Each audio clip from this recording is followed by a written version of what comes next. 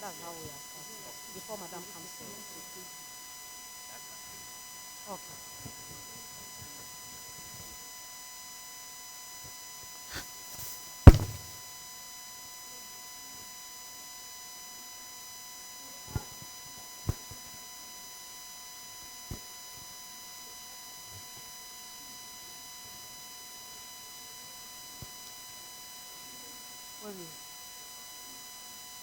What's all share? I'll let in the sun share. I'll let in the sun share. They catch him.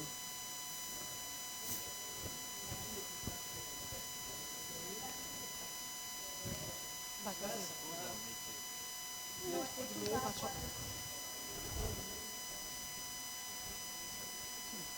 don't have a program on the IT. What's the program?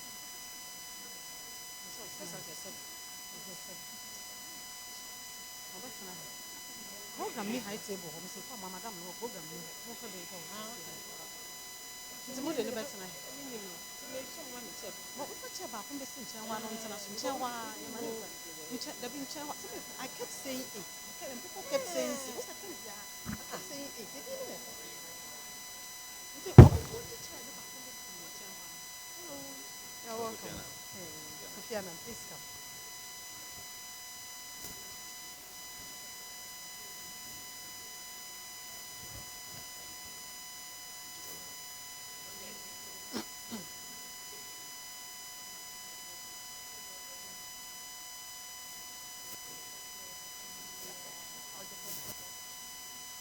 Washa.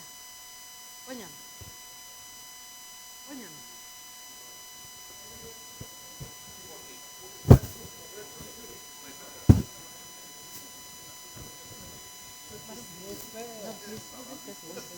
So look at him for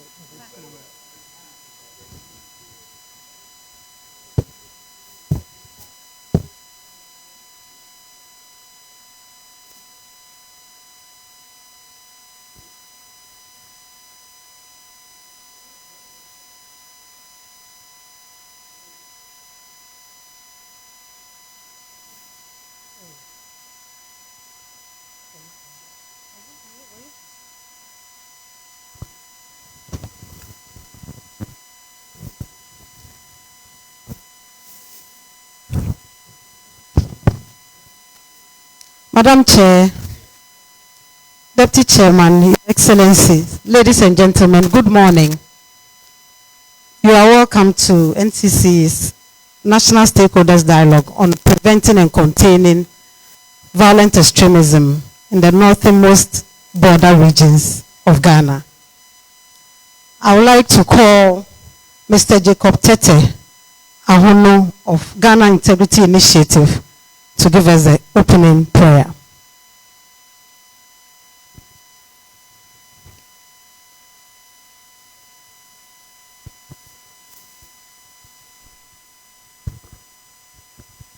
Thank you. Shall we pray? Father, in the name of Jesus, we thank you for the gift of life. We ask that you take charge of this discussion. Grant us the spirit of wisdom as we share ideas, discuss initiatives that will contribute to preventing evil in our country. We pray that you give us the grace to carry through with ideas and initiatives with determination so that at the end, our collective objective will be achieved. We ask this in Jesus' name. Amen. Thank you very much, Jacob. Participants here, please, will do self-introduction. So we are starting from this table. Mention your name and institution, self-introduction.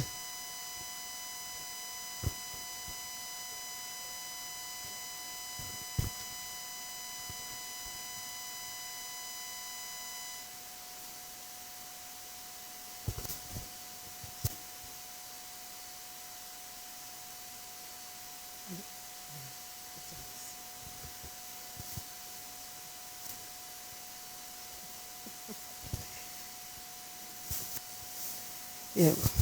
Sorry. Please let us affirm our faith in God and ask our God to bless Ghana. And we'll do that by singing the Ghana national anthem. So shall we be on our feet? I'll give the tune and then we'll continue from there. God bless our homeland, Ghana. Go. God bless our homeland, Ghana, and make our nation great and strong, bold to defend forever the cause of freedom and of right.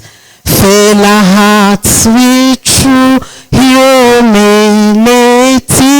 make us cherish fearless honesty, and help us to resist oppressors' rule with all our will and might forevermore.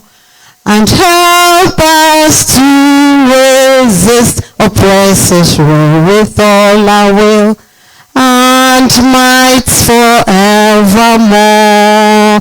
Thank you very much. Please be seated.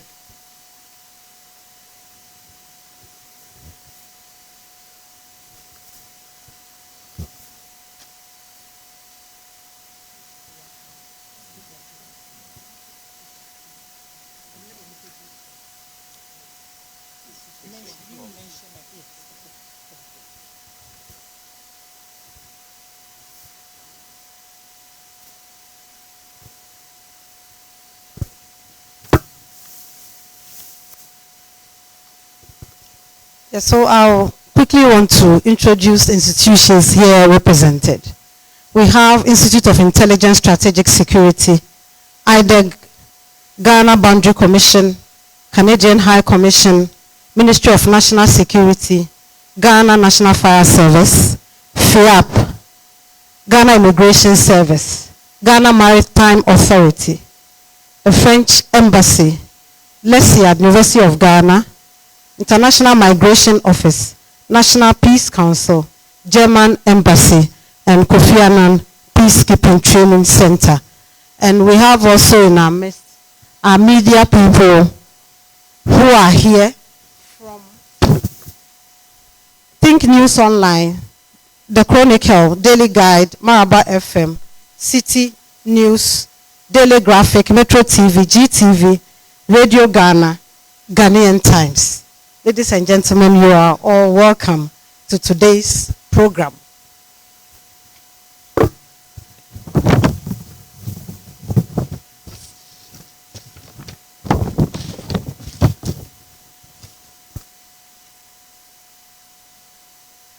Per our program, I would like to call on the chairman of Ncce, Ms. Caitlin Ade, to give us the welcome remarks.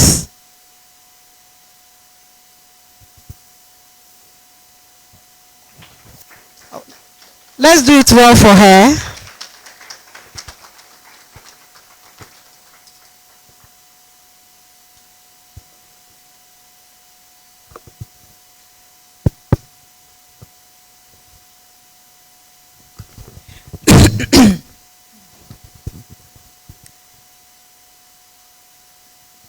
The head of the EU delegation to Ghana, His Excellency Eshad Razali, and his entourage, Deputy Minister for Local Government, Decentralization and Rural Development, Honorable Martin J. Mensah Corsa. I don't know if he's here yet.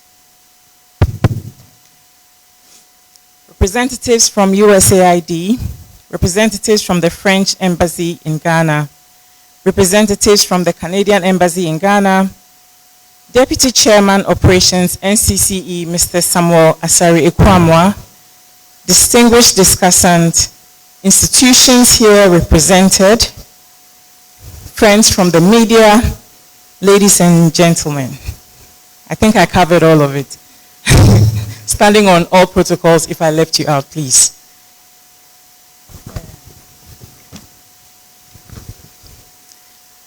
I take this opportunity to welcome you very warmly to this somber event today.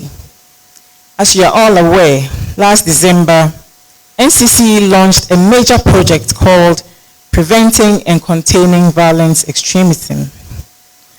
This extremely important project, like other major projects we have undertaken in recent times, is in partnership with the European Union. Indeed, this is not the first EU-funded project to be undertaken by the Commission. Neither is this the first project focused on the very serious issue of violence extremism as we are facing in this country today.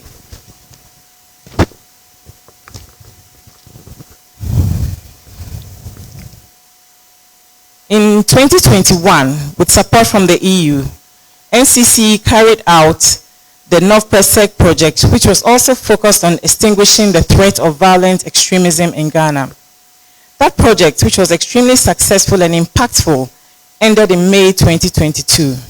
Subsequently, we were able to access another fund, again from the EU, to somewhat continue the work of North Persec with this project, known, as I said before, as preventing and containing violent extremism. Ladies and gentlemen, we cannot overemphasize the terrifying nature of the threats we are facing as a country. Ncce has been sounding alarm bells since 2021, and we are happy that today, all of us who are working on the same issue are gathered here for this program. The PCVE project is an 18-month-long intervention by the National Commission for Civic Education. Like I mentioned before, we support from the European Union's Rapid Response Pillar.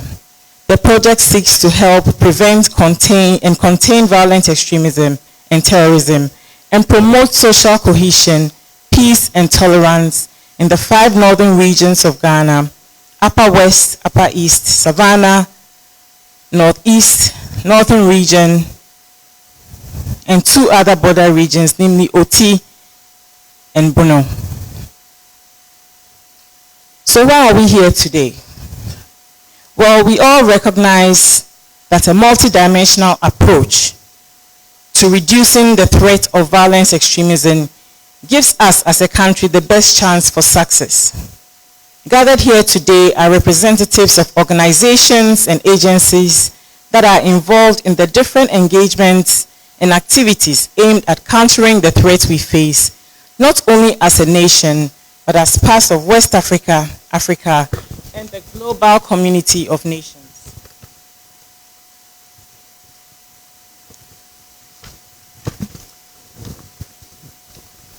Indeed, the threat we face cannot be addressed in isolation, as it forms part of a much bigger global network of dangerous non-state actors determined to destabilize vulnerable states and seize control of natural resources as well as territory.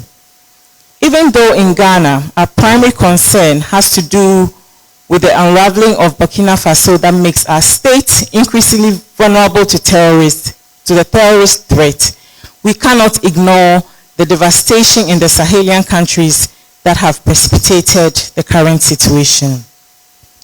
As we speak, wide swathes of territory in the Sahelian countries like Niger, Mali, Chad, and more recently Burkina Faso, etc., have been seized by a myriad of terrorist groups and mercenaries who are involved in criminal activities including natural resource extraction, gun running, and the natural resource extraction and gun running are twins. Where you find one, you are likely to find the other. That is illegal natural resource extraction, that's what I mean. Human trafficking, including trafficking in children for slavery, for prostitution, and for organ harvesting. As well, drug dealing, among other things. These activities enrich and empower terrorists and mercenaries and equip them with the resources to further destabilize fragile states. Unfortunately, as we speak currently, there's a convergence of events, both global and local, that only exacerbate the problem of vulnerable states. On the global front, there are recent threats like COVID leading to a global shutdown and reconfiguration of international trade that left poor countries much poorer. the current war in Europe with the ensuing significant increase in global food prices, and the growing intensity of climate change and the extremes of weather that come with it.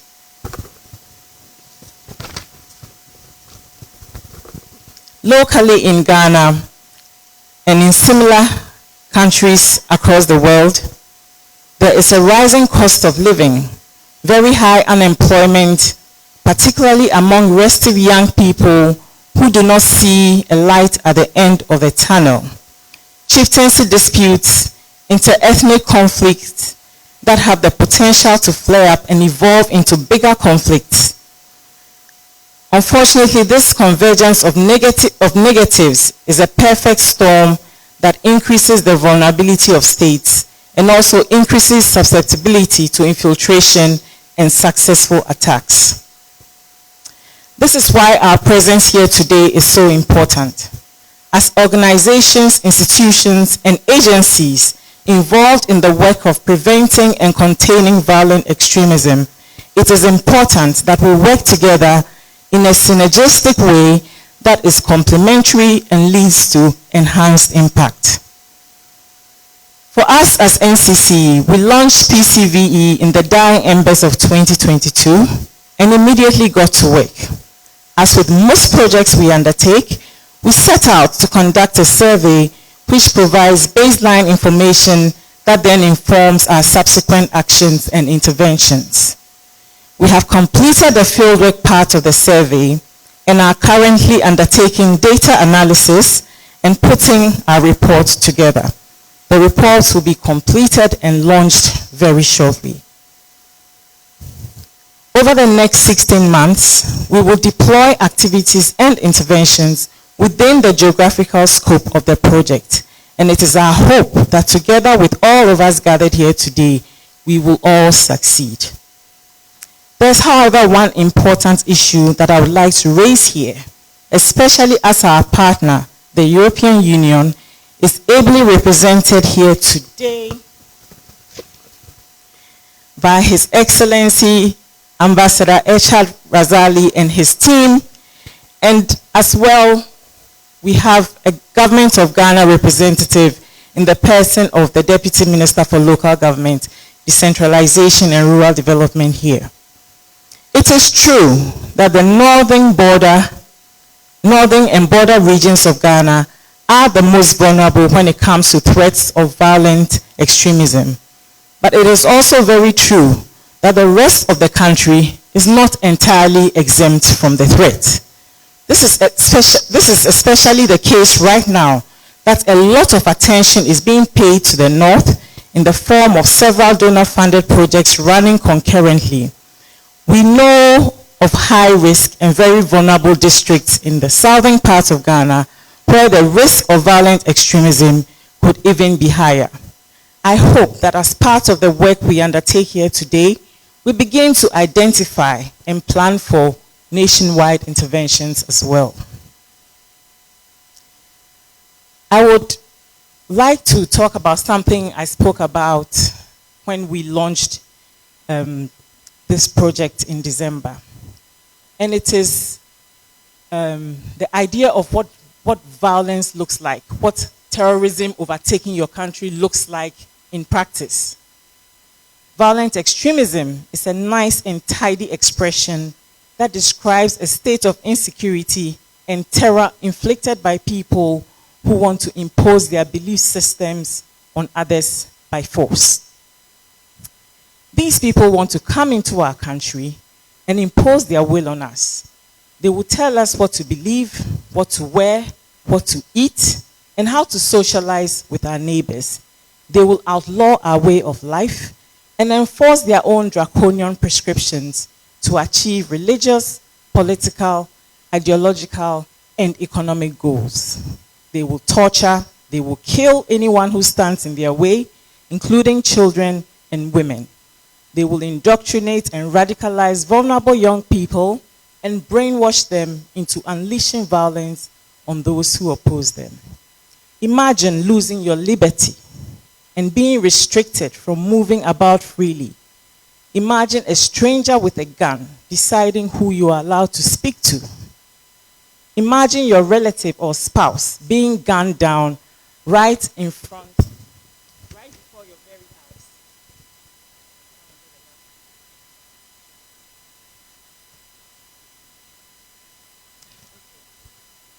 Right before your very eyes.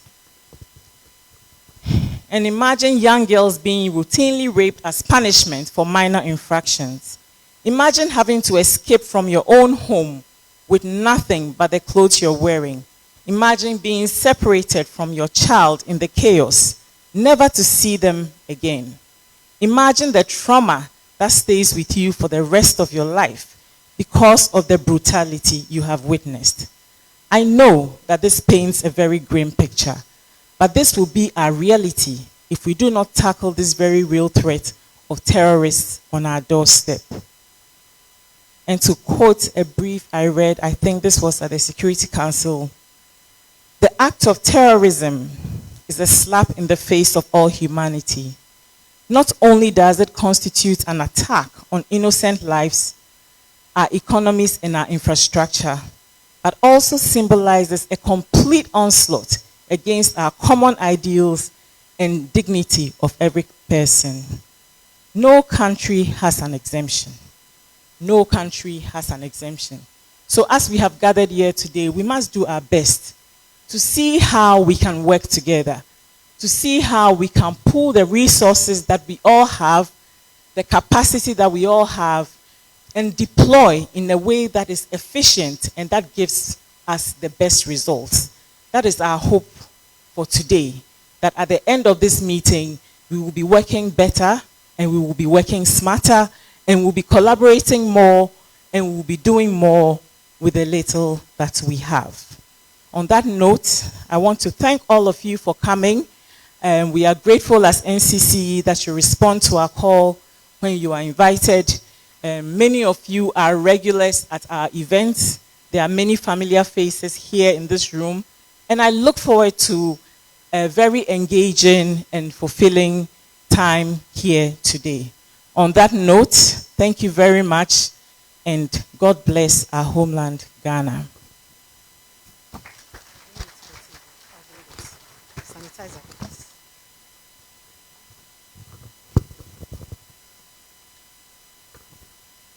Thank you very much, Madam Chair. We now move on to invite Ambassador Erhard Rosali, Head of EU Delegation to Ghana, to give us a brief statement. Please, let's give it up for...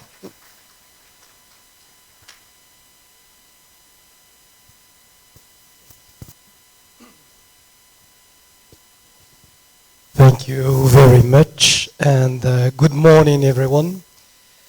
Madam Chair of Ncce, dear Cathy Adi, Mr. Deputy Chair, dear members of the City Fusion Center, dear partners, dear guests, ladies and gentlemen, I'm very pleased to have the opportunity to participate in the opening of this National Stakeholders Dialogue on preventing and containing, in Europe we say countering, but containing is fine as well, violent extremism in the northern region of Ghana. 2.5 months ago, I had in my remarks back then, I was referring to the global nature of the threat posed by violent extremism and how negatively it impacts the social fabric and local communities on one hand, and national security on the other. I wish I could say today that there has been a major improvement and a sharp reduction of threat related to terrorism and violent extremism.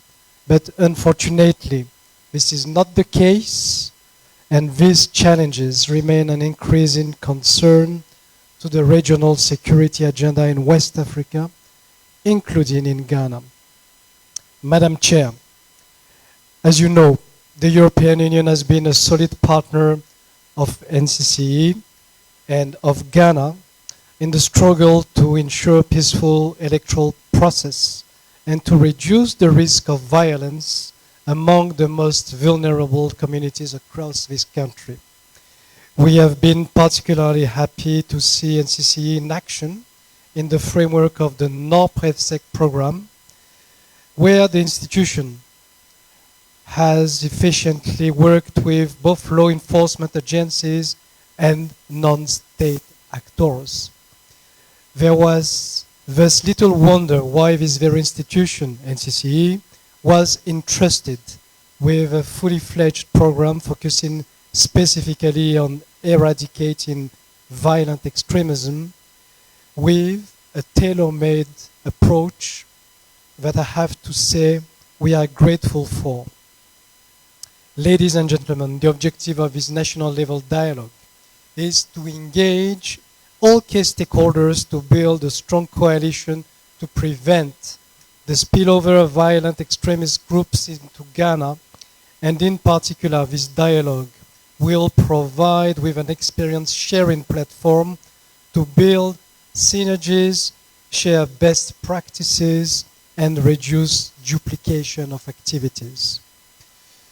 In view of this, I'm glad to find among the participants present here today many of the solid EU partners we have been engaging with at the local, national, and regional levels throughout the previous years. Representatives of civil society, academia, think tanks, religious leaders, security actors, national authorities, and regional organizations all play a very important role in reducing the terrorist and violent extremist threat. Today's dialogue round will allow us to hear from G5 Cell experience as much as from CSOs and NGOs working directly with the communities. Distinguished guests, back in 2020, in the framework of NORPREVSEC program, the European Union earmarked €1 million to Ncce to coordinate joint efforts to sustain peace and prevent pre- and post-electoral violence. The NORPREVSEC program has significantly grown since, and the presence of Father Clement, for example, among us, is a very good example of this process. In the meantime, we also managed to roll out the PCVE project, endowed with €1.7 million, under the auspices of which this very dialogue round is conducted. This program will further enhance Ncce's capacities in delivering against its constitutional mandate. I don't need to about the continued European support that we are always ready to provide when peace and stability is at stake. Our approach towards improving security in Ghana remains carefully shaped in close officials of the Ministry of National Security, who are key actors behind success of some of the other EU-funded endeavors. And I would like to highlight the fact that the European Union and Ghana have been cooperating in this very sector in recent years upon explicit request from the President, His Excellency Nana Akufo-Addo. All of our programs are an encouraging example of what we call the integrated approach, where the European Union aims at providing with a comprehensive response to a large array of challenges. And such support spans from assisting Ghana in enhancing in conflict and prevention early warning mechanisms, through capacity building support to Ghanaian law enforcement agency and the army as well, to mobilizing international support to homegrown regional organizations focusing on international security, such as the Accra initiative. And in doing all this, we hope to capitalize on synergies and complementarities between various activities that we support. Ladies and gentlemen, let me conclude in saying and restating how high we value the partnership with Ncce. Its chair, Cathy, this is for you, for your team. You are a trusted, valued, efficient, and committed partner. And I would like to wish all of us here today fruitful deliberations and meaningful exchange leading to our common objectives we are all so eager to achieve: stability and peaceful and prosperous Ghana. I thank you very much.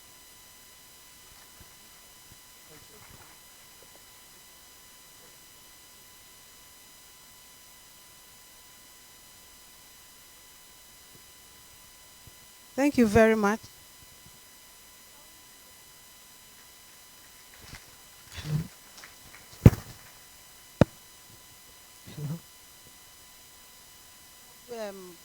The Deputy Minister will join us, but we'll move on, however. So I'll defer to Samson Ladi, our moderator for today, to introduce the discussant and lead the discussion. Before that, I would like to acknowledge our partner, the Crisis Response Team, FAI team in Senegal. They are online. And yes, so you are welcome. I also want to welcome all assistant regional directors and staff of Ncce and line directors. You are all welcome. Thank you, Samson. Over.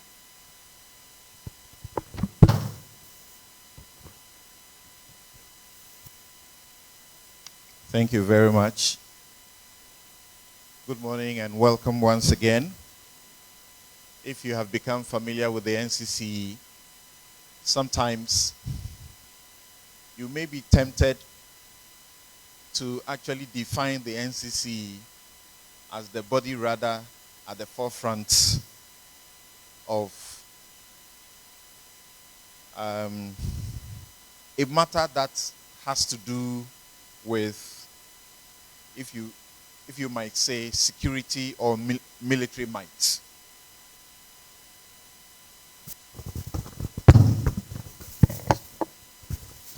Okay.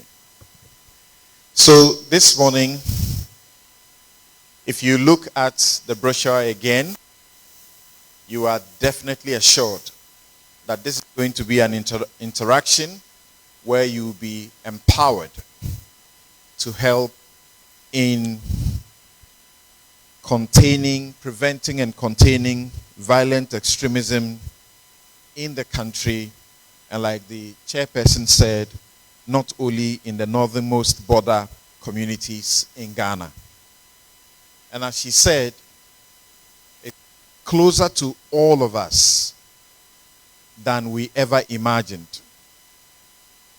Only 2 days ago, a major road, transnational road in Boku. What that meant was that the tomatoes, onions that come through that place in their large quantities may arrive for your use in Ghana. As we are well aware, by the 29th of January, we're told about 40, or is it 4,000, rather 4,000 refugees coming in from Burkina to the Boku West district. So things have come home. And the earlier we join hands with the Ncce to help create the needed awareness, prevent and contain, the better. Our guests are going to take us through 7 separate presentations, very relevant to our meeting here this morning. And then there will be opportunity for us to ask them our questions, straight and direct. Remember that our continent has been identified particularly the West, as the epicenter, one of the epicenters for violent extremism. 360 attacks that occurred within the Sahel and West Africa. Out of that number, we're told that in excess of almost 50 occurred right here, as in our home of West Africa. Then between July and September, another over 260 attacks occurred within the sub-region. So this is a very serious matter. Ladies and gentlemen, I will quickly proceed to introduce to you our discussants who will give us presentations. We are going to hold one of them 10 minutes of presentation, and then we're actually going to force them to, as it were, summarize their presentations. At the opportunity of the period for discussions will allow them to expatiate on their presentations. So this morning, we are privileged to have, in place of Colonel Timbata Bana, that is Dr. Batabana, who is at the National Center Counter-Terrorism and Fusion Center of the National Security. He is ably this morning represented by Dr. Baba Sayuti, who is the principal analyst at the National Counter-Terrorism of the Ministry of National Security. Please, round of applause for him. So I was having a chat with him, and I told him that for most of the places that the Ncce has taken us to, including in the north, most of the questions appear to come to them. So he should get ready. And then we also have, coming from the same or similar background, but bringing us a unique and different perspective on the subject of our discussion this morning. Colonel Joseph Kelvin Media, who is the director of the military chief instructor at the military studies at the Ghana. And he was, I suppose I should say, but presently the director of the National Center for Coordination of Early Warning and Response Mechanism. Early Warning and Response Mechanism. Please, a round of applause.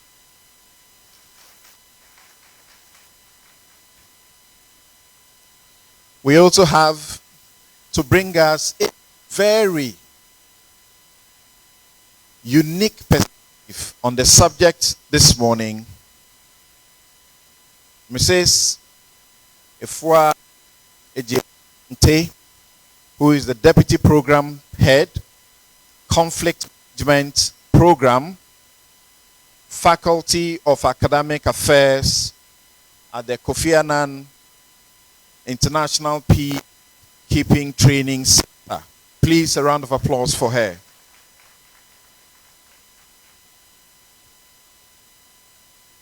We shall also be hearing from the team leader of Kojinta Ghana, Reverend Father Clement Ampenyo. Please, a round of applause for him.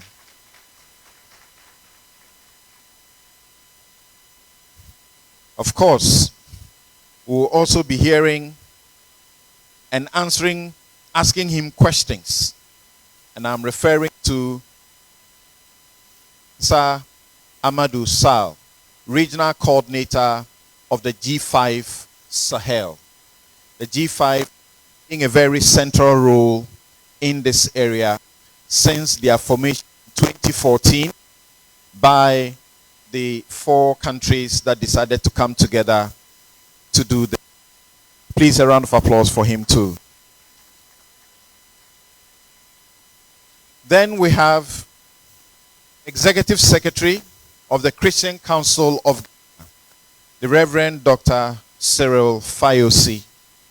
Thank you for dedicating time to be here with us and to share your knowledge.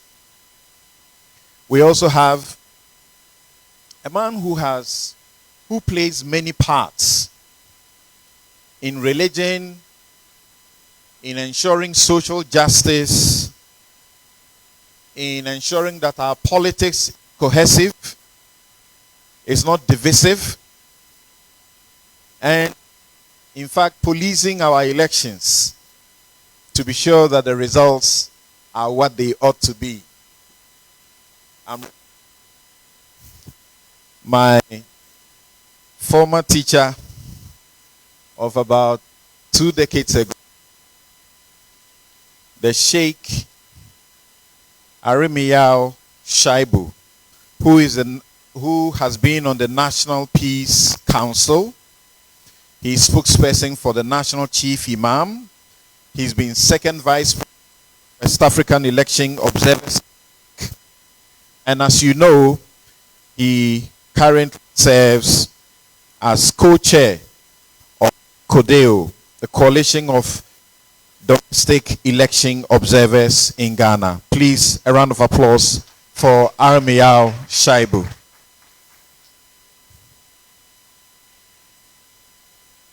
Then we shall also be hearing from Dr. Efua Yakohene, who is at the Legon Center for International Affairs and Diplomacy, University of Ghana. Please, a round of applause for her. Now, without much ado, let's welcome for the first presentation. And I may not be able to come back to the podium and to ask you to stop. So, ladies and gentlemen, when you hear me tap the microphone like this, it means you have 3 minutes to conclude. That is a notice that you have 3 minutes to conclude. So if we may call here for our very first presentation from Dr. Baba Sayuti. Please, let's welcome.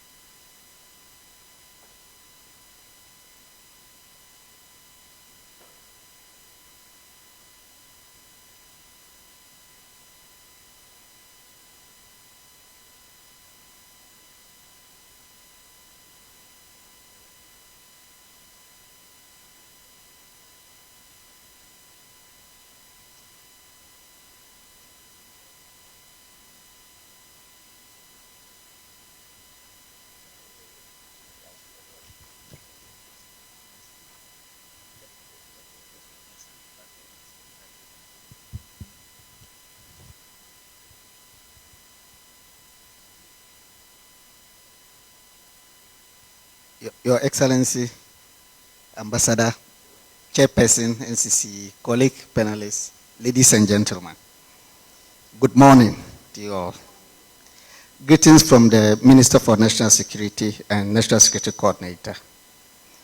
This presentation would have taken 2 hours. Now I'm asked to present within 10 minutes, so I'll try my best. Now, confronting terrorism through institutional collaboration. That's what we are going to look at.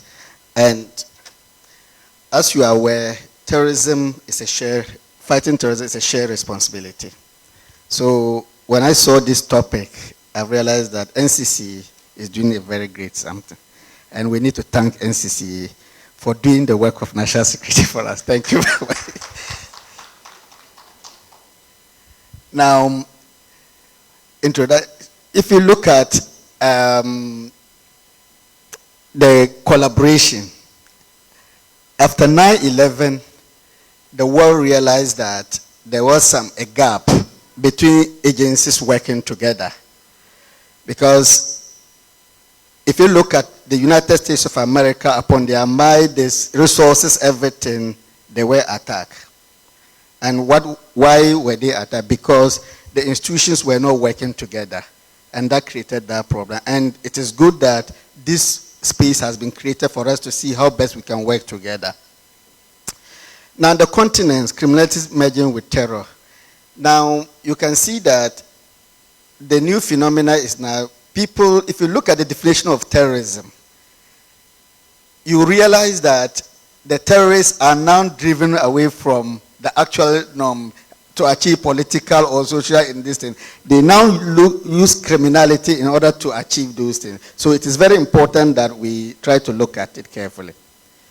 If you look at the Sahelian and West Africa, this thing, when our big brother Gaddafi was there, you realize that it was contained within that. As soon as he is gone, you see the terrorists moving through the Sahelian to the other part of West Africa. And that gives a lot of problem, and it's a worry for us to look at it.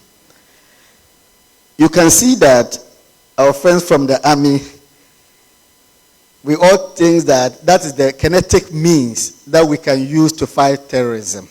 And I'm here to tell you that it's one of the means, it's the response. That's the last resort that we need to talk about. Kinetic means, we've seen that it is not the best approach in fighting terrorism. It is in response that we need that approach. Now, the need for more collaboration effort with all segments of society to counter terrorism. And when we are talking about also, we are talking about the non-kinetic, the civil society, the media, the traditional rulers, all of us supposed to work together in fighting terrorism. Now, what is the aim of this? The aim of this is to provide an overview of national framework for preventing and countering violent extremism and national security strategy. You realize that national security, to help us give the direction for this fight, 2 documents have been produced: the National Security Strategy and the National Counterterrorism Framework. And these are like Bibles or Quran that we have to use. That would be a guide for us in order to work it out. So the aim is for us to advance our understanding in this document within this 10 minutes period. And also to engender cooperation and collaboration among stakeholders in the CT space. Okay, so now these are the scope that we want to look at, the trends. When we talk of terrorism, it is transnational in nature.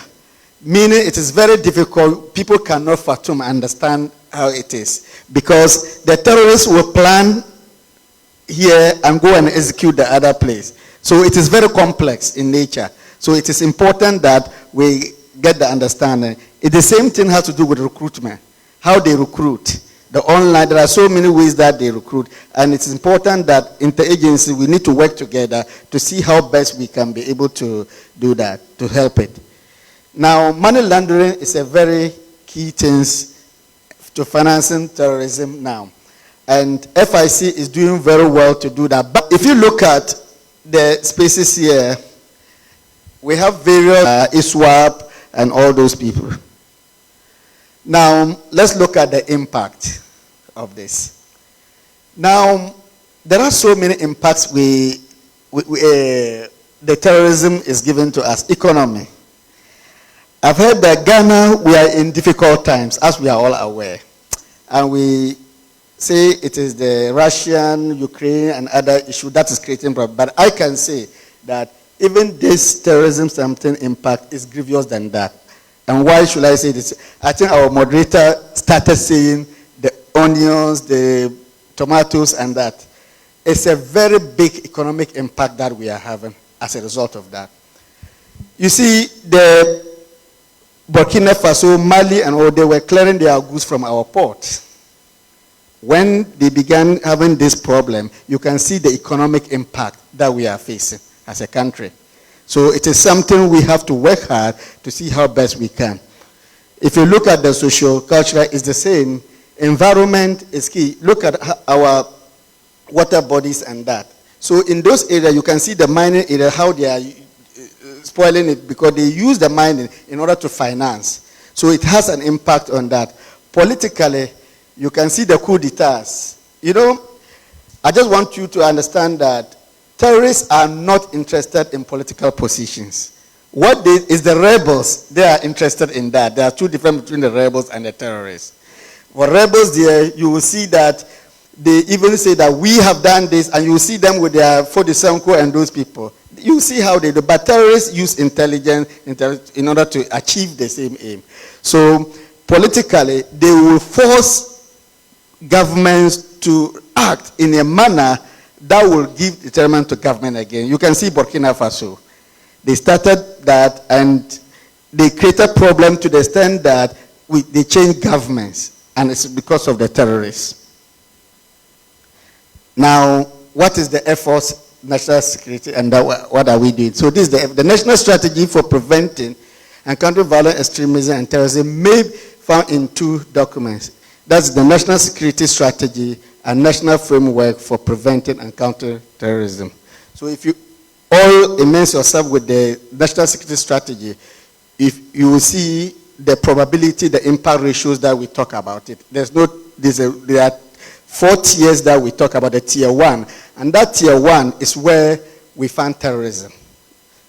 And then the national framework for preventing and countering terrorism, these documents came with the 4 pillars that were the prevention, preemption, protection, and response. And each of them, because of time is not about, would have gone deeper to that. But in Ghana, we are working with the prevention and preemption because we have not been attacked yet. So these are the probability. We categorize it in the national security, and then you look at the violent extremism and terrorism category in tier 1. Now, the establishment of National Counter-Terrorism Center is a very unique. And why is it unique? Because in order to fight terrorism, there should be a way to coordinate all the efforts of every agency. And it is important that the National Counter-Terrorism Fusion Center has been established in order to be the driver, in order to do that. And also strengthen cooperation among religious sectors and prevent terrorism. Now, so if you look at the framework, these are the things that we are looking. And Ncce is number 1. What we are doing, educating and awareness creation. And Ncce is doing well with that. So let's try to help them in order to help us achieve that kind of thing. And then prevention, there is nothing we can do without prevention. Human rights and rule of law. Even the terrorists also have rights. So we have to make sure that if they are committed crime, they should pass through the processes. And then good governance and social cohesion, it is one of the cardinal points that we need to work on. And this is very important, all-inclusive approach. So this fight, as I mentioned, that it's a shared responsibility, all-inclusive approach. Each and everyone, the civil society, the army, the police, the immigration, all of them have to work together for us to be able to achieve that.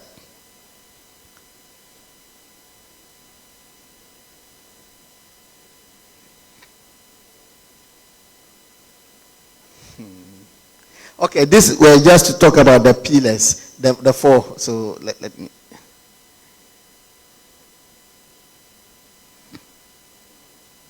Okay, so this is the matrix that the Ministry of National Security, we are trying to, the responsibilities that we need to do. And this is where actually I wanted to spend time, but I know there's no time.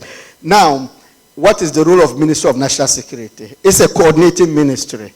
It coordinates the efforts of all the ministry. And as the Fusion Center is there, it's taking that responsibility to ensure that they provide strategic leadership.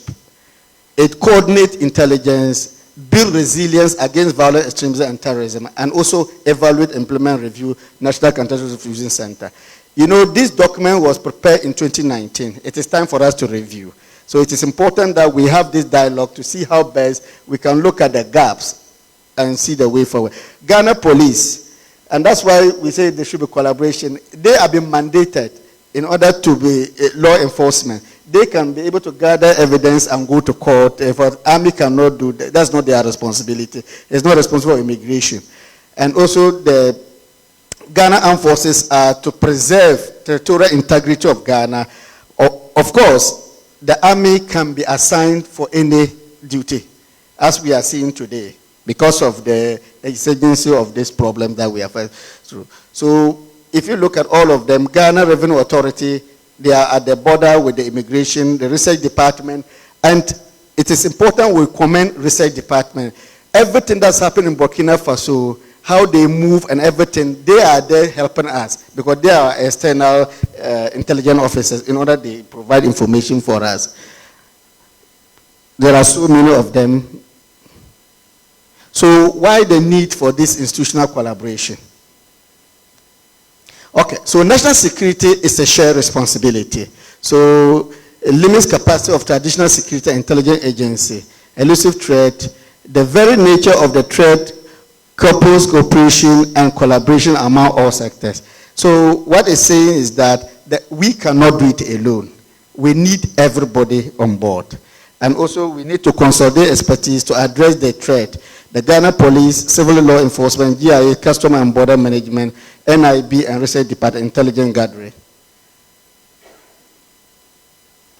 Now how do we do that? There should be a common platform in order to share this expertise. And this is one of the platforms that's been created by Ncce to help us do that. And also to build trust. We have capacity building something supported by the BRICS, the Spanish and other European Union. They help us so that we help our agencies to do that. And one of these is Project Accra. That's why all the agencies, we help them to do that. And we also have joint operation called Operation Home Shield. Last year, we had 3 places that we conducted this exercise: OT region, Northern region, and Greater Accra. We had it. Thank you very much. Thank you very much. Please, a round of applause for him. Doc has done some 14 minutes.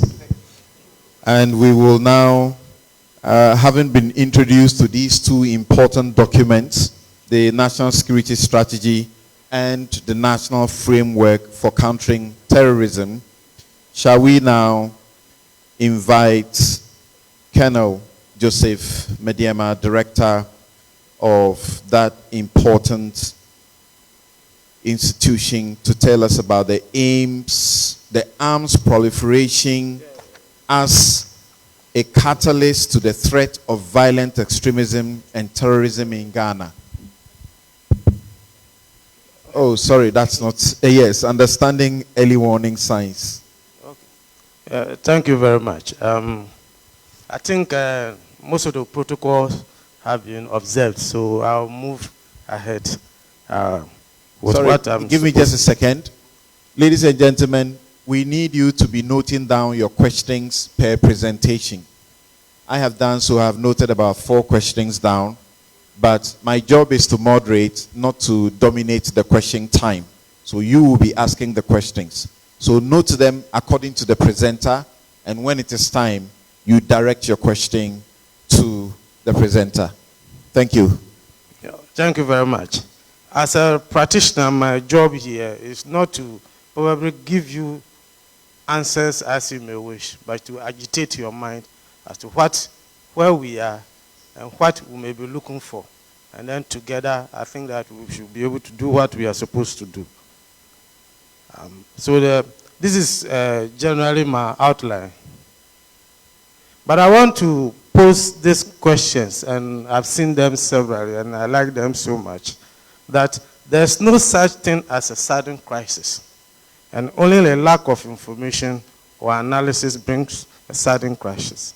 So, this then leads to conflict or crisis that is perceived as sudden. So in answering these questions, what should we ask ourselves? Are we aware of our risks and our vulnerabilities or challenges? Is there credible or tangible data for analysis? We should ask ourselves. Or do we accept that there is and there are issues to be addressed? And the last one is key. Do we accept that there are issues and we want to address them? So early warning generally is about issuing alerts about outbreak of an escalation of or resurgence of conflicts, and then try to promote understanding. But the basic thing that we should understand is that there's a need to create consistent template for early warning and dissemination of alerts. So you can have the signs and warning, but if you don't have a template, nobody will hear what you are saying, and nobody may even understand what is going on. And therefore, coming to the subject matter, so when you are talking about early warning for prevention and containing violent extremism, you are looking at timely delivery of valid information on the presence of violent extremists, persons or groups, or the potential of it. And therefore, if you are looking at a response, is the immediate and appropriate action taken to prevent the development of violent extremism or groups and the occurrence of violent acts committed by these violent extremist groups. So your response is dependent on the conditions at hand. So what I want to say is that there's nothing cast in stone. It depends. It's context specific. So if there's a problem in Accra, you cannot transport that same signs and warnings to the northern part of the country. You have to look at the context in which they are evolving. So the responses are in two parts. You have the repressive, as the earlier speaker said. When violent extremist groups threat is very high, then you adopt the repressive measure.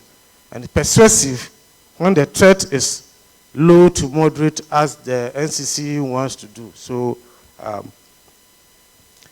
but you have to make sure that you establish a link between early warning, response, to achieve what you want to achieve, to contain violent extremism. So, never assume knowledge of the problem. Never assume that you know what is happening.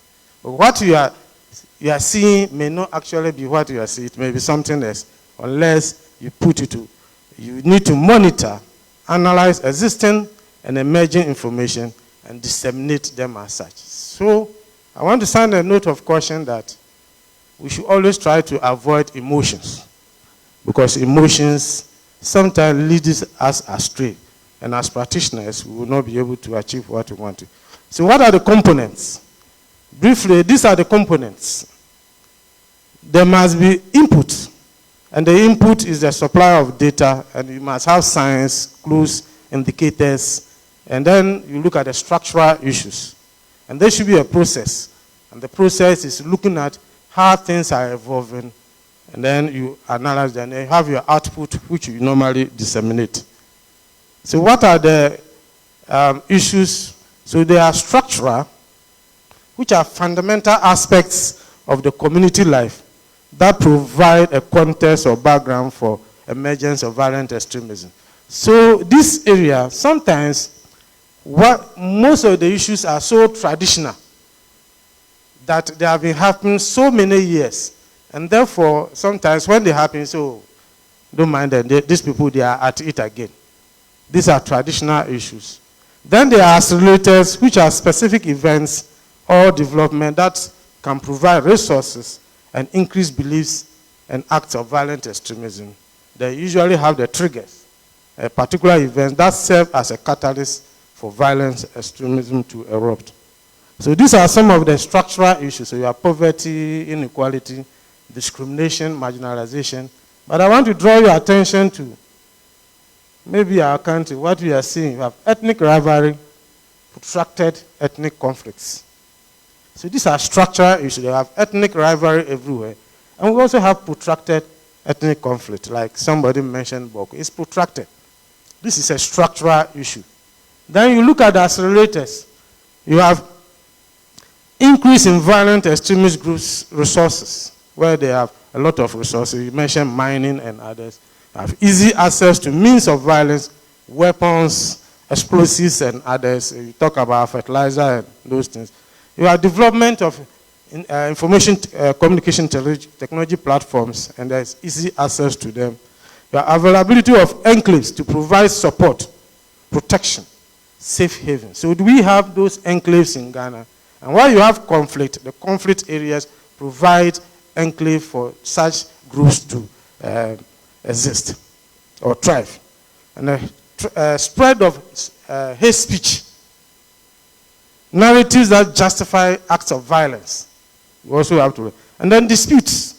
And I want to also draw your attention to the last two, or maybe the last three, that sometimes happens in our system. And especially the last one, we have chieftaincy issues, we have land and ethnic disputes. These are somehow traditional, but along the line, they can be weaponized and they serve as triggers. So the triggers are violent incidents and terror attacks occur in neighboring countries. So you said that Ghana, we are not attacked, but you have attacks 5 kilometers, 15 kilometers close to our border. So you ask yourself, like from the military sense, they say when you're what? The forward line of troops is breached. It means your defense is also what? Is under threat. So if 5 kilometers, we should ask ourselves, what is the problem? It also serves as triggers. Arrest of terrorists. Have you been arresting terrorists? Certain movements used as ritual movements for violence. For example, festivals, barriers. Recently, we have installation of a chief. These are movements that you can use them. What? Blocking of the road. These are movements that can be used to spark violence. Use of political events such as general elections. And also I want to draw your attention to conflicts. The conflicts that I've alluded to. So what are the responses? From what I've mentioned, the first response is that when you identify, maybe you identify socioeconomic opportunities or lack of socioeconomic opportunities, from where I'm coming from, most of the things that we look at, sometimes the conflict itself is not the problem. It is the deficiencies in the system, which is boils down from one, challenges with what? Public service delivery, governance system, and that provide the catalyst for some of these issues. So, lack of socioeconomic opportunities, you have to provide livelihood opportunity to those at risk. So, it's good that we have identified that people in the north are at risk, and where there are gaps in relating to the program interventions, you have to also look at that. Another issue is when there's marginalization and discrimination or perception of it, you need to support structural dialogue on the violent extremism between marginalized groups and the relevant state agencies or officials. So that is where emotions should not come in. We should treat issues as they appear and deal with them. Then where you have human rights violations by law enforcement agency, it has been identified that the state itself sometimes is a catalyst for violent extremism. It has so much powers that when it unleashes it onto the population reacts. In the process, violent extremists evolve. And there are examples all over the place.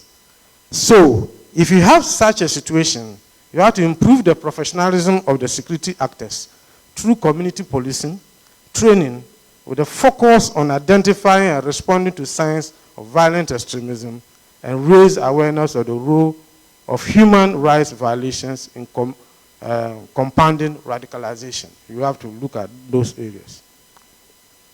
Radicalization in communities. What should we do? Build the capacity of community leaders using peer-to-peer approaches to raise awareness of violent extremist tendencies in communities and allow them to identify warning signs and take action. And that is this area you are doing, and I think that we are doing very well, which we need to continue. Distortion and misuse of religious beliefs. And I'm happy that we have a lot of clergymen among us. So if you have such a situation, you have to mobilize religious leaders across border communities, especially in the north, for network for prevention. I'm used to countering violent extremism, so prevention containing violent extremism, and investing in improved institutional management of the mosques, the churches, the public worship, the markets, and other to create awareness. And then where there's a collective victimization, sometimes there's collective victimization of groups or a group of particular groups, you have to raise awareness of violent extremists at the community level with the support of survivors of attacks who have witnessed devastating effects. And the last one, misinformation and disinformation. There's a lot of misinformation and disinformation in this, and violent extremist groups are good at it. They are always ahead of state agencies because they are embedded in the community. You have to do a lot of public education, information campaigns, use appropriate messaging that by the state and agencies focusing on core issues. A message should target those at risk. Effective use of social media platforms is key. And you also need to regulate and secure media platforms. So how do we bridge the gap? If we identify that there are challenges, often there's always a gap between early warning and response. Sometimes it is not due to the fault of the practitioners, because you can give the early warning, the responders may have challenges, other resourcing, political issues, social issues, community, their alliances and others. So how do we bridge that gap so that we can achieve this? There should be timely dissemination of early warning alerts. And there should be proactive measures of responders. The responders to also be proactive in doing so. So that if we are able to establish this mechanism or the information obtained from this area, we can achieve the success of the system that we are looking for. And that is why sometimes they say you have to sell yourself small. So that is why my center is very key in your activities as far as prevention containing violent extremism is concerned. The center was established in 2021, and the EU was very vital in the establishment. Our core objective is to timely identification of emerging crises in Ghana and the West African sub-region, and the implementation of an improved crisis response mechanism. So this is what we do, and in the process we have about 92 indicators that we follow, out of which security alone has about 42, and governance is the next highest, because wherever we have realized that wherever there's deficiencies in security, crime and others, you see that governance has, that the challenge is mostly coming from governance response. So this is how we disseminate what our products, and I believe that Ncce, you get some of our products and you look at that, and we'll request you that, and some of the institutions that are here sometimes get our products. So let's give us feedback to challenge us to help you, because we cannot help the system if we ourselves we are not informed. We need to be informed to give the alerts that you need. To end, I want to give you these 5 takeaways. Early warning and early response for prevention of containing and violent extremism should be a process for resolving emerging crises. Knowledge of our vulnerabilities and risks is significant to implementing the early warning and emergency, early warning and early response. And then early warning and early response for prevention and containing violent extremism should be context specific. And I'm happy that you are doing that. We should work at bridging any gap between early warning and response, so that there will not be any problem. We can achieve what we want. And then lastly, we should try to establish the nexus between the structural issues, the accelerators, and the triggers. Because sometimes, as I said, the trigger itself may not be that, and it's intangible.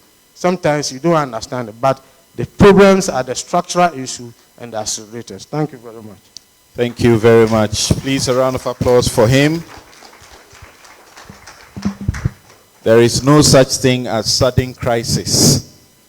And if you are learning, learn as well that if your front line is breached, it means your defense is in danger. That's a military thing to learn even for your own life. Thank you very much, sir. Let's now welcome Mrs. Ifwa Lamte, Deputy Program Head, Conflict Management Program, Academic Faculty of Academic Affairs, Kofi Annan International Peacekeeping Training Center, to help us with how arms proliferation is such a threat. And surprising to hear that in this country, there are parts of the country where arms proliferation is endemic. There are communities where almost every home is known to hoard arms, that there have been accords signed so that they will stop stockpiling. It does appear that has not actually been achieved yet. So, thank you very much. Good morning, and thank you so much for this opportunity to share some thoughts and experiences on small arms and light weapons or arms proliferation as a catalyst to the threats of violent extremism and terrorism in Ghana. On March 13, 2016, we all noted the Grand Bassam attacks in Côte d'Ivoire. And when that happened, gunmen wielding grenades and Kalashnikovs, stormed the beach and then proceeded to kill people, injuring at least 33, and then 19 people died. And from this, as the latest speaker has just said, when you see that your neighbor's beard is on fire, you also set water by yours. And so Ghana has learned from this experience, and they knew that the threat of violent extremism was coming closer. And so it was important that they set in motion some interventions to mitigate the effect of violent extremism and terrorism in Ghana. If we look at the issue of arms, and I'm talking about small arms and light weapons here, we notice that they are used increasingly in violent extremism and terrorism attacks. And in Ghana, in 2004, there was a small arms baseline survey, and it was noted that there were about 240,000 small arms in circulation. Fast forward 10 years, we did another small arms survey, and this time we saw that there were about 2,300,000 small arms in circulation.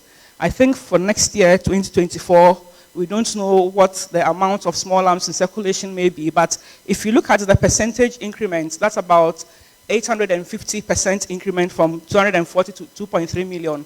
I think your guess is as good as mine, that there are more arms that have been added to the current circulation in Ghana.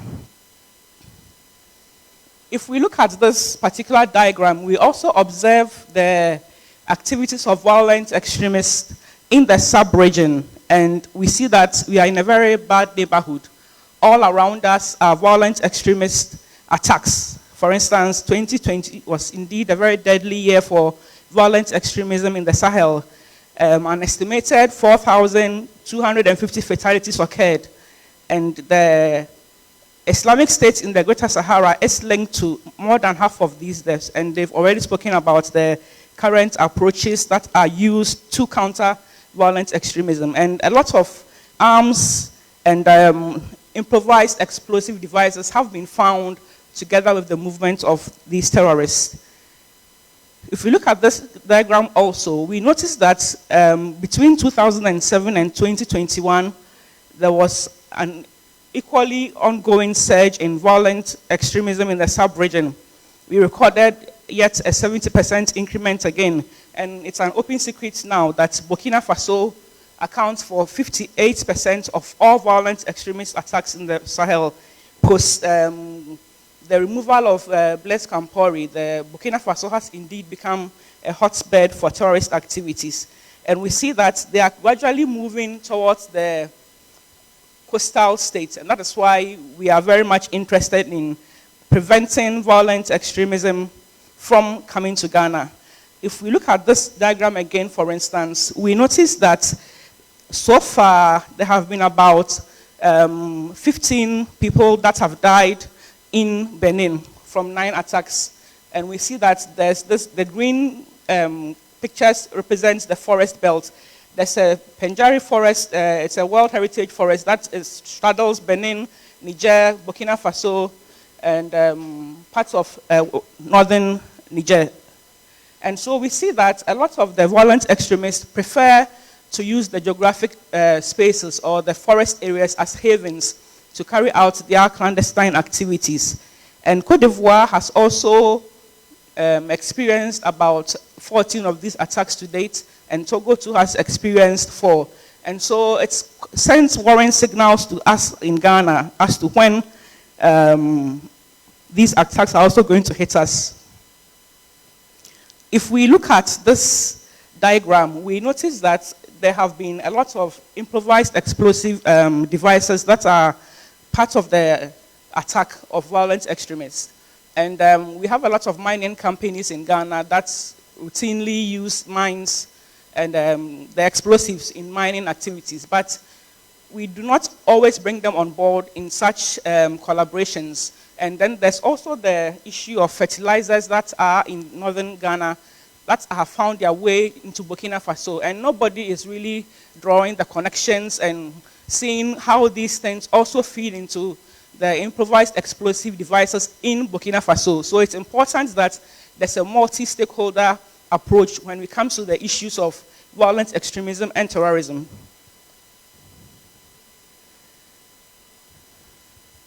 Violent extremist groups, of course, have used weapons that are looted from military barracks in Mali, in Niger, in Burkina Faso, and also stockpile leakages from mines, as I indicated earlier. And then there's the emerging evidence of them sourcing their materials to make explosives from Ghana. We all know how violence, small arms is associated with transnational organized crime, violent extremism, maritime piracy, farmer-herder conflict, and armed conflict in general. If we look at some of the drivers of conflict, particularly in northern Ghana, we notice chieftaincy issues, land disputes, politics, religion, and then youth unemployment. Currently in Ghana, the youth population is pegged at about 57%. And so you notice that there's a huge youth that are there, and they can't present a veritable fodder for any violent extremist agenda.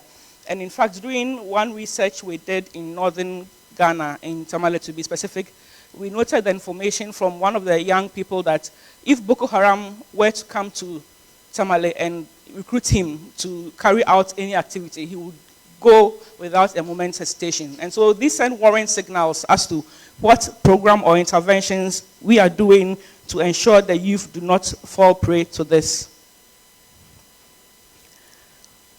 A little note on small arms in Ghana. In the 19th century, there was the 1919 Disarmament Convention that sought to criminalize or to prevent countries that were still under self-determination not to have arms. And so these countries were mostly those that were under colonial rule. And so they were not expected to have arms transported to them. And the same thinking has formed the basis of most of our arms and ammunition legislation to date. Small arms and light weapons have been used in intertribal wars. We all know the social role of arms, the issues of identity for hunting, and we know the effects of globalization on arms flows to the extent that arms are now increasingly found in the hand of non-state actors. For instance, currently the Small Arms Survey indicates that there are about 1 billion arms in circulation in the world, and out of that, almost 2/3 are in the hands of non-state actors, and that is in the hands of people that have no business holding these arms, because under international law, only states, security agencies are mandated to bear arms for the legal defense of the sovereignty of the country, and so those equally send warring signals. Of guns in Ghana, and there's very famous study done by Professor Enin, which identified 200 such facilities in Ghana where the arms are produced locally, and where even people from neighboring countries come to Ghana to learn how to produce these arms because they are quite sophisticated.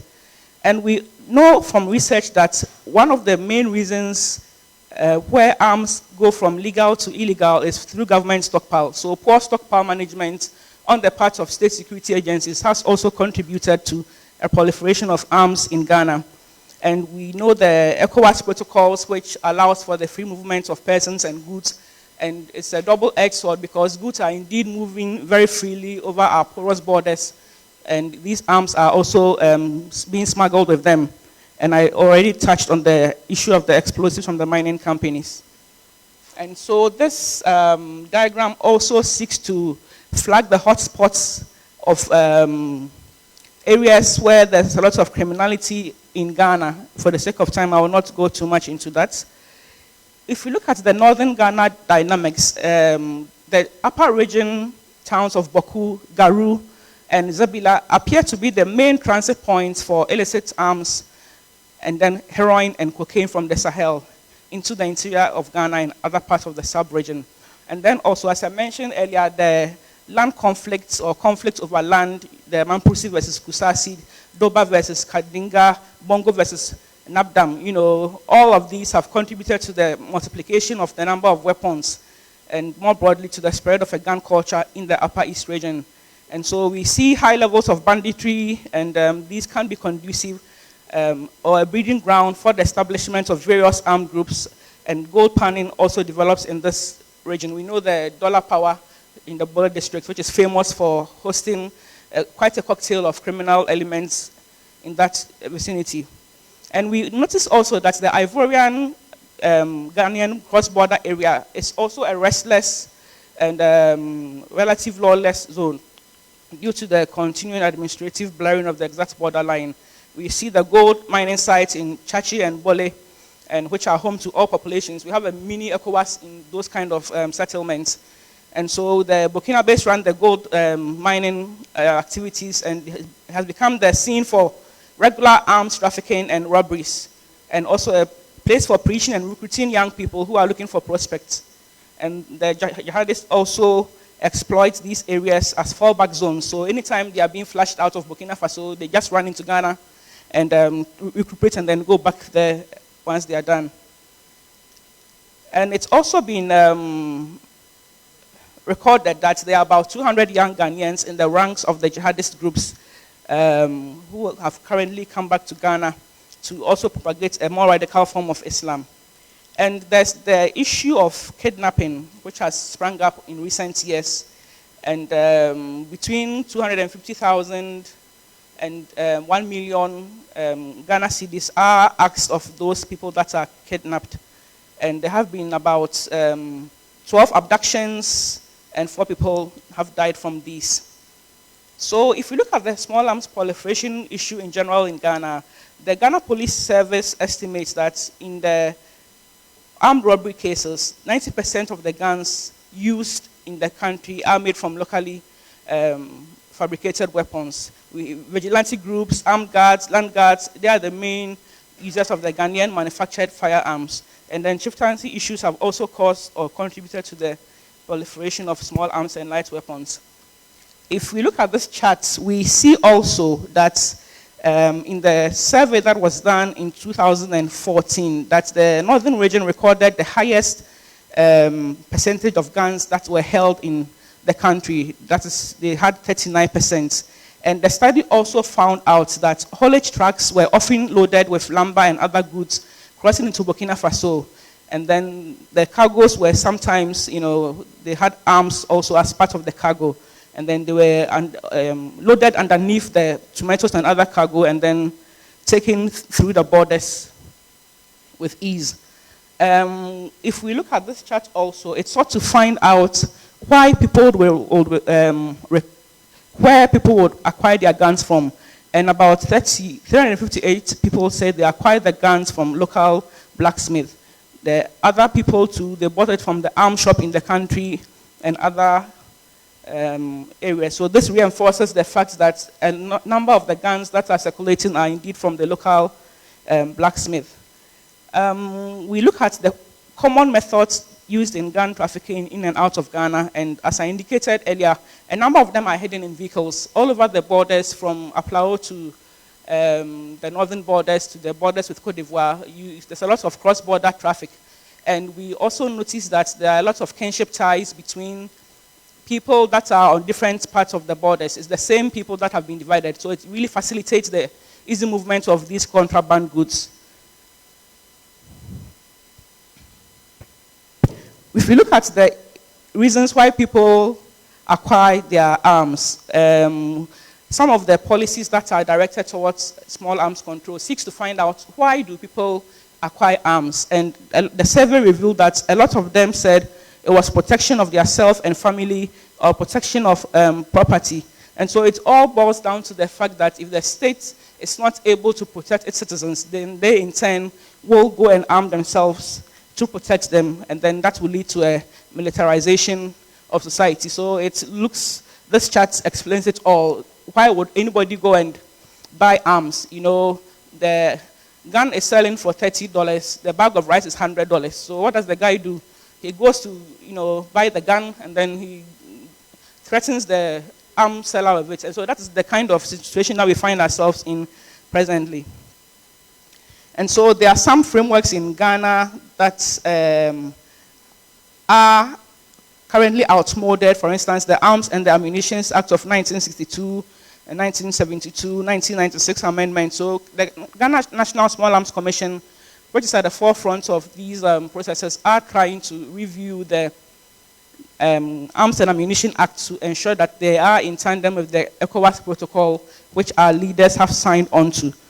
And at the Kofi Annan International Peacekeeping Training Center, we also run some training programs that seeks to educate, that seeks to sensitize and build the technical capacities of both civil society and state actors who are at the forefront of gun control or weapons proliferation.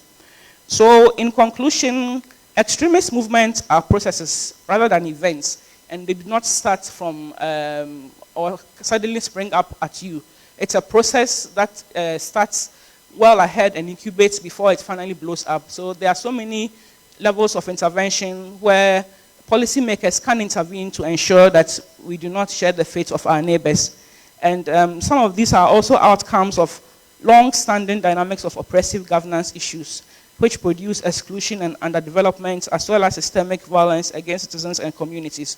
So it's important that we improve our stockpile management and reduce the further spread of terrorism and violent extremism to littoral states of West Africa, as well as reduce diversions and trafficking of weapons from government stockpiles. So there are a few recommendations about strengthening the robust security presence in the northern borders, engagement of community resource management, and then also strengthening the peace building and conflict sensitivity capacities of peace guarantors, and then partnering with CSOs to design, implement, and sustain programs that also improve the capacities of the grassroots communities. So I think I'll end here and thank you. Take the next. Thank you so much. Thank you very much. Even though we got Mrs. Lamte to rattle, she completed her slides, and I suppose that we have good understanding of her presentation. Please, a round of applause again for her. Violent extremism, those acts are not a process. They are not an event, they are a process. But what is frightening is to learn between 2014 and the next time they did the survey, you are talking about 24,000, is it? And then within a very short space of time of about 10 years, you are counting in the millions, is it? That is very frightening. To have Burkina Faso account for 50% of these activities. And today we know what that means. If as many as over 4,000 of the citizens there must seek shelter in Ghana. All right? Let's please now welcome for one more presentation before we stretch our legs and get some breakfast snacks. Reverend Clement Apenyon will take us through how to strengthen peace building from the CSO perspective. Please, let's welcome him.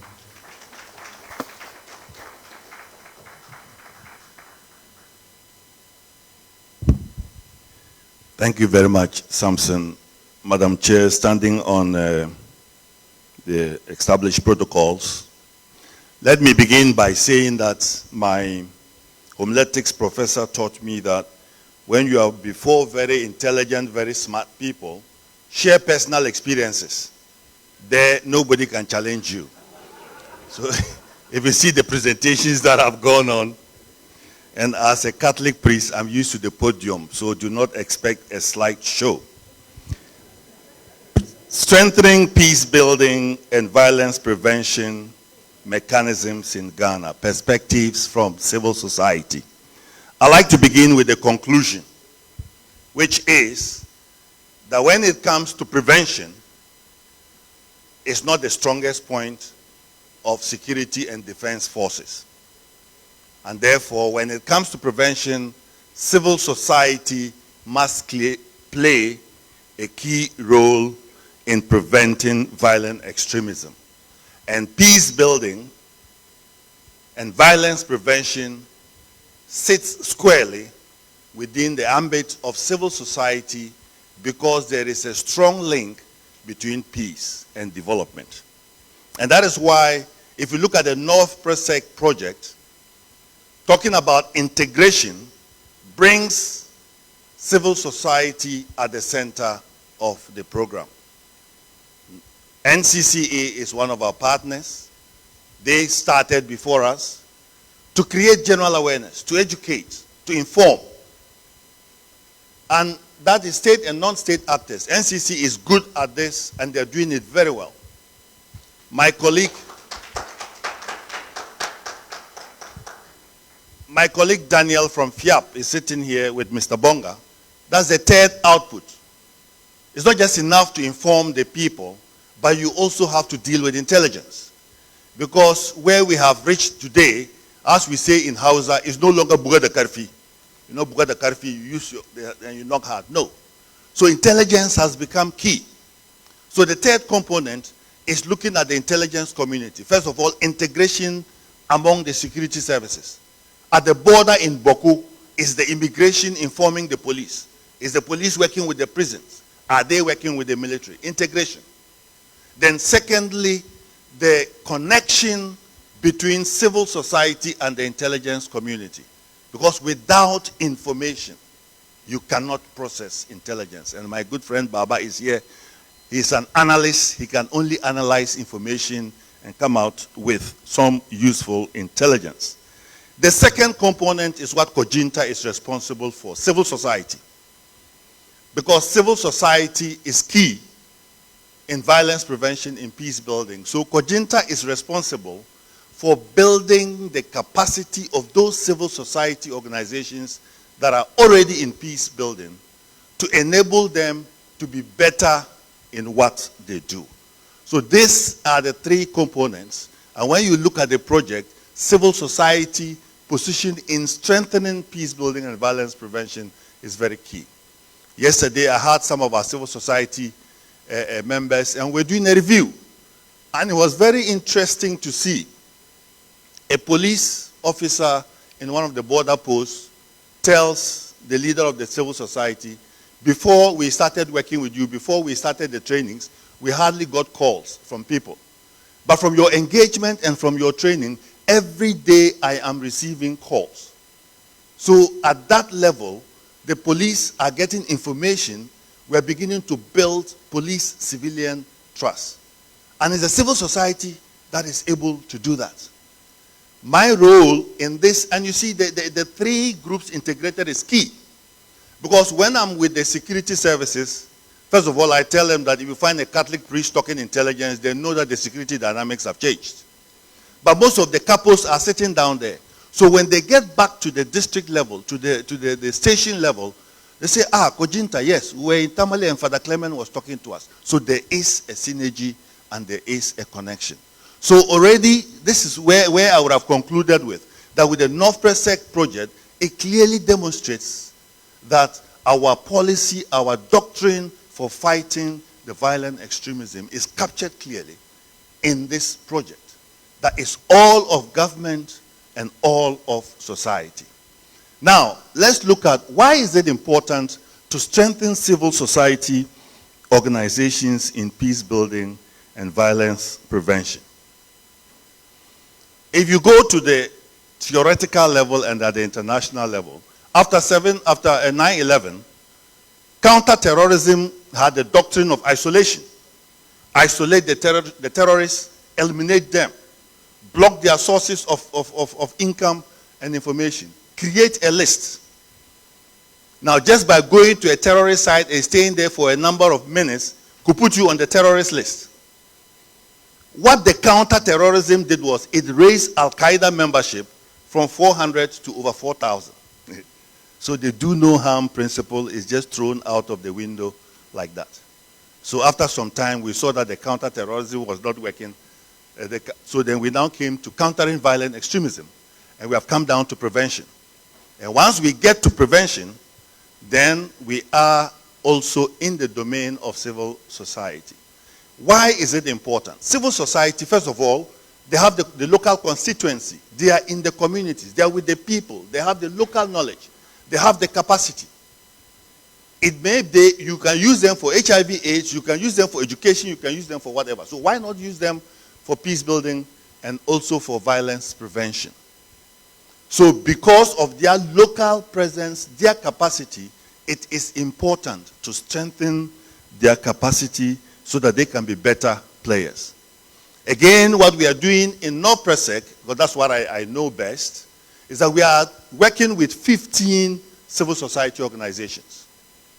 We give them 25,000 euros and you are free to design a program based on your experience in the community, but it must address preventing violent extremism. So civil society level. And we are getting a lot of interesting dynamics. So for us in North Presec, here I am today at Alisa Hotel. Tomorrow I'm back in Tamale and I may be around Nakwanduri sitting in the middle of nowhere. But I bring this experience down to that level and I'm able to bring the down level also up. In 1999, I heard the word peace building for the first time. There were just a handful of peace building organizations. In the Catholic Diocese of Dabango, we started the Center for Conflict Transformation and Peace Studies. I spent the first 6 months just trying to explain what is conflict transformation and what is peace studies. Today, as we talk, there are a number of people from Northern region, Northern Ghana, who have PhDs and different degrees in peace building and conflict transformation. There are a number of institutions. Maybe at that time, we were already ahead of our time. And today, we now have a number of civil society organizations. Their capacity is not fully built. Barely the last 2-3 years, if you see the number of organizations that are now into PVE, and some of them, when you ask them, do you really understand PVE? I don't think they can respond. But it's important to build the capacity of these people because they are at the grassroots level. Somebody has to do that. Not just only is it important to build their capacity, but also to connect them. Because one of the challenges we are facing, and violent extremism has come to teach us to change our dynamics, is the separation of security from civil society. And even to some extent today, you go and you are looking for simple information that can help you educate the population, and you are told, I have to go up to Accra to get permission before I can listen to you. So in terms of strengthening the peace building and violence prevention mechanism in Ghana, we need to pay special attention to civil society. Not to see them as competitors, but to see them as collaborators. Ghana, we are lucky to have the peace building infrastructure, beginning with the National Peace Council and cascading down to the regional and in some places to the district level. How are we using this infrastructure to strengthen it? Coming back to our project, we decided that one of the things we're going to do, we're not just only working with these 15 CSOs, but we're working with all the 5 regional peace councils. We've given them logistic support. We've given them training in violent extremism. We brought an expert from France to come and train them. And one of the key things I have noticed, and I wish we would invest more in there, is their administrative, project management, and financial management. Many of the civil society, they have the capacity, but they are not able to access resources because they do not have this capacity. And if you strengthen that, you are strengthening peace building and violence prevention. So the peace councils, building their capacity. One of the things we have tried to do in every region, this is the government mandated institute for peace building. So we are telling all our CSOs, we work closely. We are not going to give you funding if you are not recognized by the Peace Council. And we hope that by the time we are ending the project, we would have created this atmosphere where anybody who is doing anything concerning peace and violence prevention is connected to the regional Peace Council. This way, you can facilitate coordination and you can facilitate this integration. The third area that we are working with is with the chieftaincy institution. Chieftaincy has come up a number of times here. The chieftaincy institution is like a double-edged sword. The traditional definition of the chief is a conflict resolver and a peace builder. So now within the conflict resolving entity, so many conflicts are coming up. What do we do? So we need to engage them. We've supported them also with logistic support, some training and capacity building, and also acting as a kind of a technical support. So in case they are facing difficulties, they are having challenges, they can come back to us. So very, very important. I was very happy when the police, the officer there said he has to sell himself. Now that you're giving me this bad example, I'll also sell myself now. I don't know how many in this room are aware that in 2003, we brought the people of Boku to Damango. It took us 2 years, 2001, to get them to 2003. Sule Yirimiya was there, Khalifa was there, Ndebugru was there, they were all there. They came up with a communique. I still have a copy of that communique. Go in there and read what they said there. But once the peace was achieved, everybody forgot about it, and we went back to sleep. There's no follow-up. There is no follow-up. So I think that strengthening civil society is key. But it's not just only to strengthen them, but also to make that linkage. And that is why, for me, I'm very happy with this arrangement. And Patrick is here, Mr. Kwama. We are always constantly in communication together with the FIAP team, that the daily communication, because of this project, I've gotten in contact with Dr. Baba. And you see, when these channels are opened, there is a lot of backdoor activity that can happen to be able to help. To be able to help and resolve the problem before it gets too bad. Now, why conflict transformation? Conflict transformation is a transition from conflict containment, conflict management, to conflict resolution, and now conflict transformation. Conflict management simply means that, look, we cannot do anything about the conflict, let's contain its negative effects. Conflict resolution simply means that we have solved the problem. And sometimes the solution is very simplistic. In 1994, these Northerners, they like fighting too much. What is a guinea fowl? Send them an articulator full of guinea fowls and the problem will be solved. This is the kind of simplistic solutions that we resolve our conflicts with, and is it surprising that they come back to us?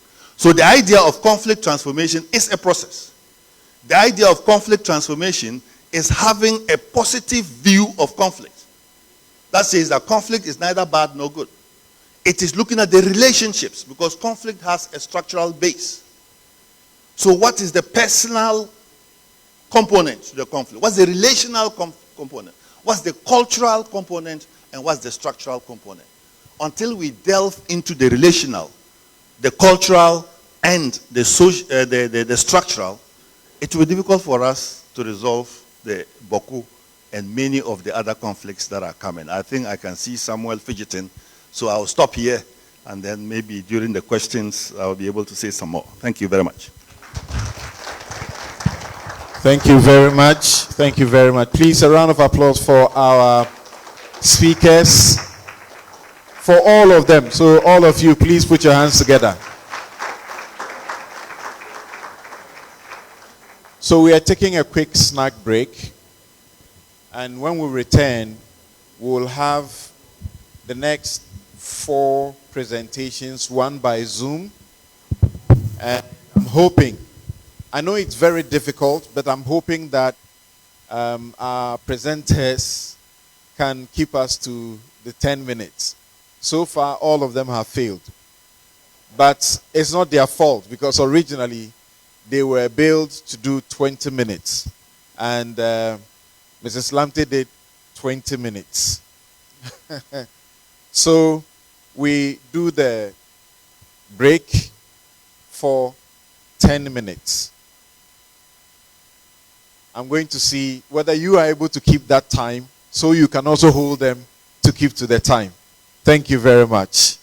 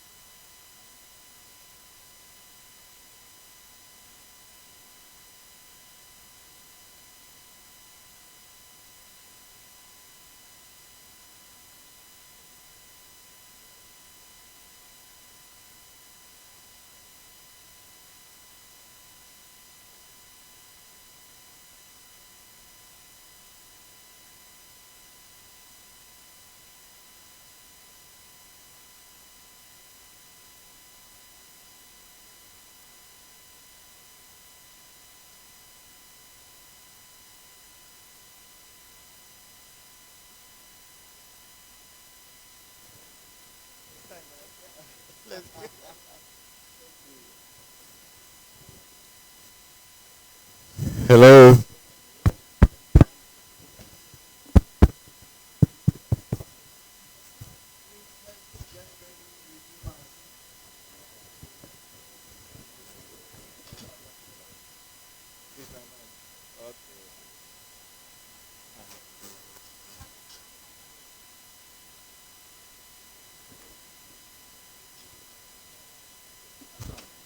Two. Please, let's resume our seats.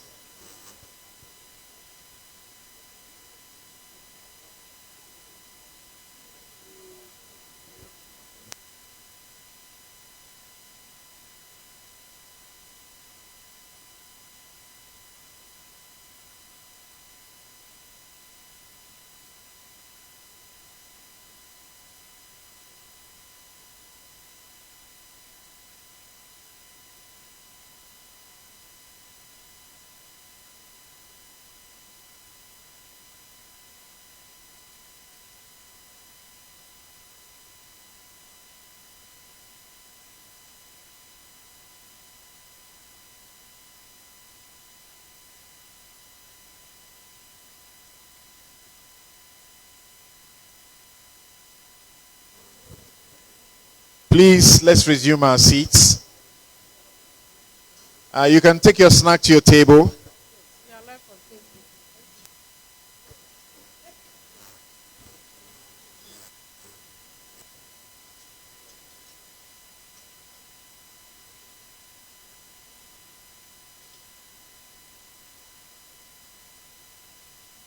Please, you can take your snack to your table.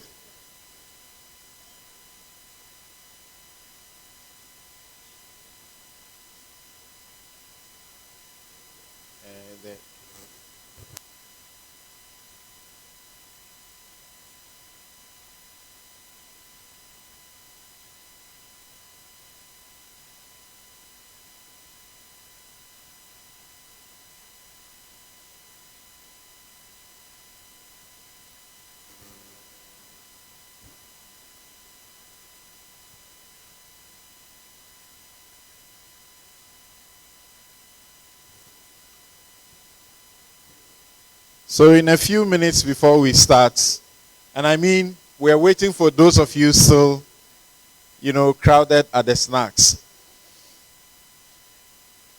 I'm bringing the microphone to you at random, wherever you are seated. I'm bringing it to you at random, and you are going to share with us in a minute, just a minute, what it is that stuck with you from which of the speakers that you listen to. So I'm coming to you at random. Or if you want to put up your hand, that's even nice. Of course, I'm not coming to the experts around the table. I've seen you, I'm not coming to you. Right. So, hey, somebody doesn't want me to see them at all. The way you bowed your head. All right.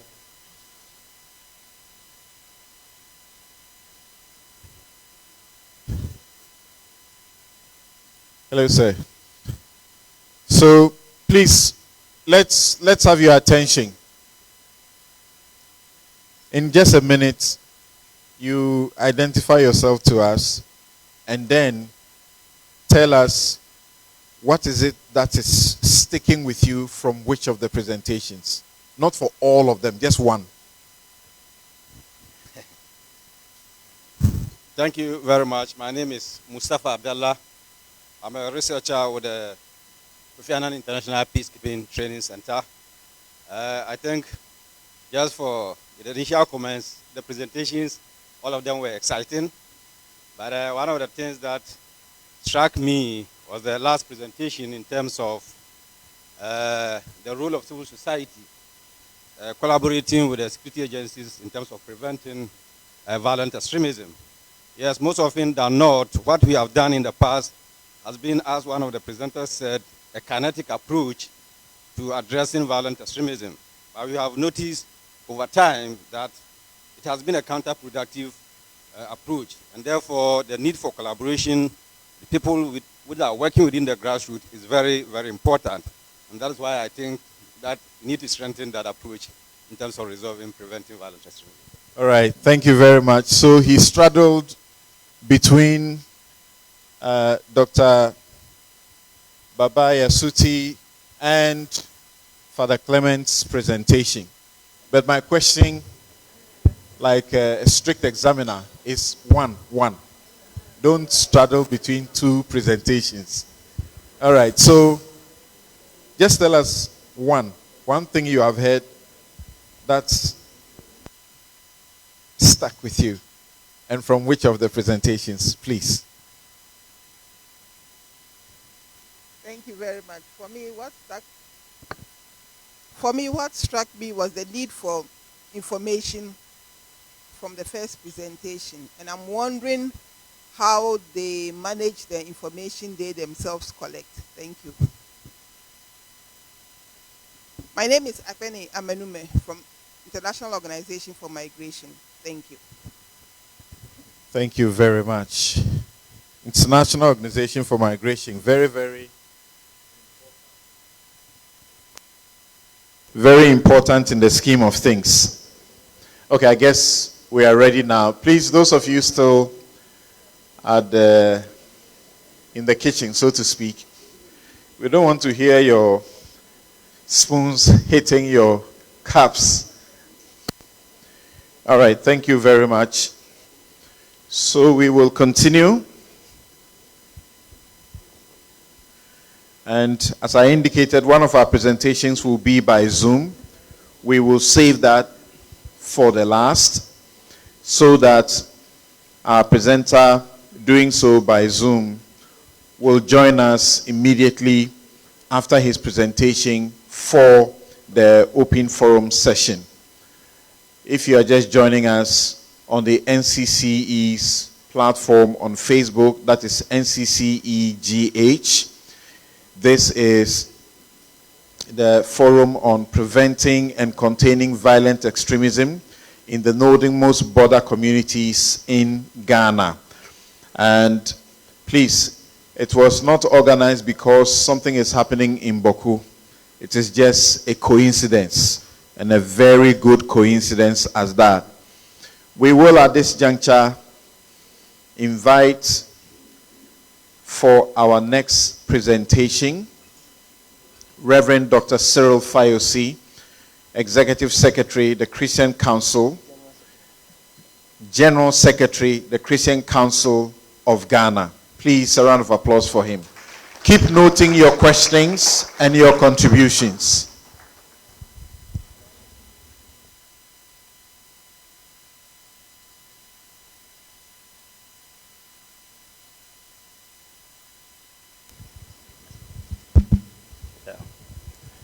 Thank you very much, Samson. And Chair of Ncce, I would like to associate myself also with the protocol already established, all protocol observed. The topic for my reflection is enhancing peaceful coexistence and national cohesion in Ghana through interfaith dialogue. Like my good friend Kanamidi Amas said, there's no sudden crisis. I also like to underscore a few critical statements like that. One is that peaceful coexistence is not a happenstance. The peaceful coexistence and national cohesion that we enjoy in Ghana did not happen by chance. It took the effort and the hard work of a number of sectors and faith-based organizations for us to achieve that. The second thing I would like to say is that the search for peace is an ongoing project. It is never a completed project. It is a work in progress all the time. I have said severally that peace is like a garden. If you tend it, it will continue to flourish and blossom. But if you do not tend it, it will grow weeds. And I want to congratulate Ncce for bringing us together to work together, because by so doing, we are tending the peace garden so that it can blossom and flourish. Let me give you a little background about the Christian Council of Ghana, because that is how we work to enhance peaceful coexistence and national cohesion in Ghana through interfaith dialogue. The Christian Council of Ghana was established in 1929, so it is before independence. The objective of the Christian Council of Ghana, the primary objective is for church unity, bringing the churches together. You know, the churches came from different strands, but our Lord Jesus Christ says that we may all be one, just as He and the Father are one. So that was the primary objective of the Christian Council of Ghana. But the other objective is to maintain interfaith dialogue, to build conversations between us and the other faiths. In fact, the two major faiths in Ghana are the Christians and the Muslims, and we believe that they are all religions of the Old Testament. They are all Abrahamic faiths. So that is the other objective of the Christian Council of Ghana. And we do this unity work within the churches and also among the faiths, so that we can do advocacy, we can be a voice for the voiceless, and we can achieve national cohesion that is critical for peace and development. The Christian Council of Ghana, because of the importance of interfaith dialogue, has a directorate called the Directorate of Interfaith and Ecumenical Relations. Ecumenical relations has to do with church unity. But then the other arm of it is interfaith relations.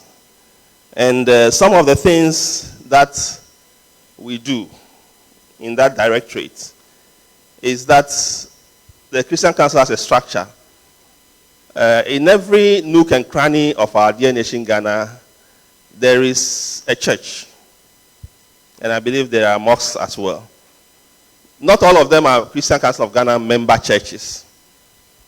But then the Christian Council of Ghana has a local structure that we call the Local Council of Churches. The Local Council of Churches, it's not made up of just members of the Christian Council of Ghana. It's made up of all churches. So we have the Catholics there, we have the Pentecostal, the Charismatics. They are all there. And it was established by the Christian Council of Ghana. The key thing is that this is a structure that can be very helpful in educating the populace and also sending information down to the populace, and the populace also sending information back to the security agencies and the national level. In fact, in some communities, the Muslim groups are also part of the local council of churches. So I believe that that's a very critical structure that Ncce can take advantage of, that can use to enhance peace and promote national cohesion. Some of the other things that we have done, we have been very intentional and deliberate in having dialogues and conversations and relating with our Muslim brothers especially. So we have done a number of things together. We have done election education, election monitoring. We have an eminent religious persons group that is put together as when we are going to have elections, during election years. And then we also have peace games, peace walks, and a host of other things that we do together with our Muslim brothers. I must also say that the Christian Council and the Muslim fraternity also belongs to a group called the Ghana Council for Religion and Peace.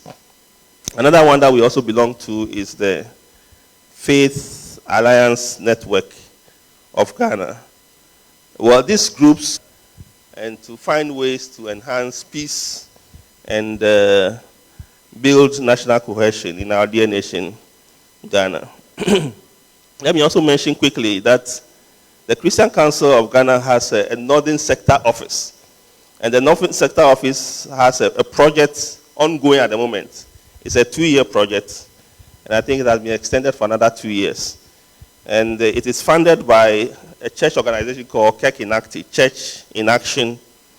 And this Northern Sector program is, the objective is to promote interfaith dialogue and peaceful coexistence among religions at the local level. So if you take all the 5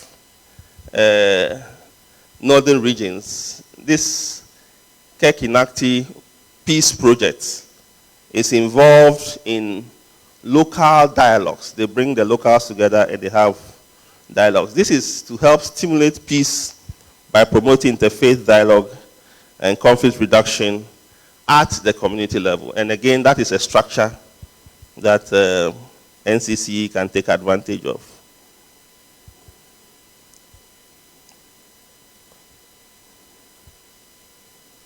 Well, let me also say that this has led to a number of good rapport between the Christians and the Muslims. One of them is the Chief Imam's visit to a Catholic church to give thanks on his 100th anniversary. I must commend the Chief Imam. His spokesperson is here because he is able to bring all the Muslim groups together under his wing. And that is very critical if you are going to achieve any meaningful peace. And then he also builds bridges between us, between the Muslim fraternity and Christians. And lastly, I'd like to say that last Christmas, the Christian Council also reciprocated, or as they said, Idi Amin said, retaliated by paying the Chief Imam a visit during Christmas. These are all examples of how we use interfaith relations, interfaith dialogue to enhance peaceful coexistence and build national cohesion in Ghana. Thank you very much. Thank you very much. And Rev deserves even yet more, another round of applause. He's done under 10 minutes. All right. Okay. So speaking on enhancing peace building through interfaith dialogue, our next speaker is also someone that actually lives what we are talking about. And there's a confession I make many times. I have the opportunity to. At the Department of the Study of Religions at the University of Ghana, about some 2 decades ago, when I found myself there, I was attracted to his class. I went back there over and again. I'm a Christian, but because of the way he went about teaching what he needed to teach us, I immediately came to embrace the other faiths in a way that I never thought. Please, let's put our hands together for Sheikh Armial Shaibu.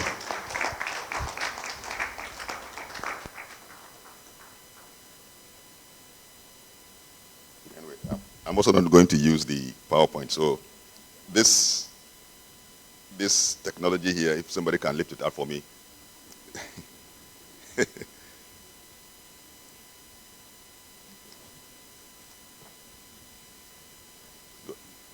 So let me just, yeah, it's okay.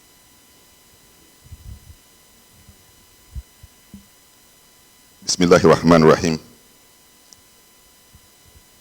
Let me begin by greeting you all with the Islamic greetings of love, peace, and fraternity. I'll make it very short so you can respond very well. Assalamu alaikum. Thank you so much. As I sat down listening to all the presentations, I was asking myself whether there's anything new to add. All the good things have been said. But probably a bit of sounding a bit technical about this subject that we are all dealing with, enhancing peaceful coexistence and national cohesion through interfaith dialogue. National cohesion is so important for us, but in my estimation, as a country, our national cohesion concept has remained at the theoretical level. Our sense of national cohesion can be represented through certain national symbols or things that we recite. One of them is the national pledge. I promise on my honor to be faithful and loyal to Ghana, my motherland. And it carries a lot. Whether this has been internalized to be expressed in the way that we relate is something now too also. There are other songs that for me also are intended to promote national cohesion. For example, I cannot sing all, the first part of it, Omani Yememan. This nation or this land is my land. Or Hian Ara Yasasini. It carries a certain message. In fact, we together lay claim to the land we call Ghana, as expressed in the national anthem. God bless identities and religious diversity. There is an overarching identity that brings us together. That should form the basis and the foundation of our sense of national cohesion. The sense that we all belong.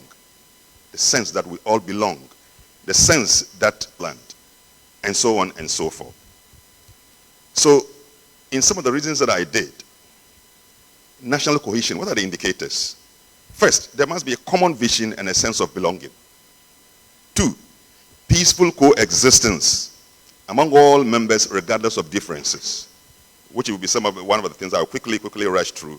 Appreciation and value for people of diverse backgrounds and circumstances. Similar and equal life opportunities for those of different backgrounds. Strong and positive relationship developed between and among people of diverse identities, affiliations, and interests. What has been the challenge to our national cohesion? Divisive politics.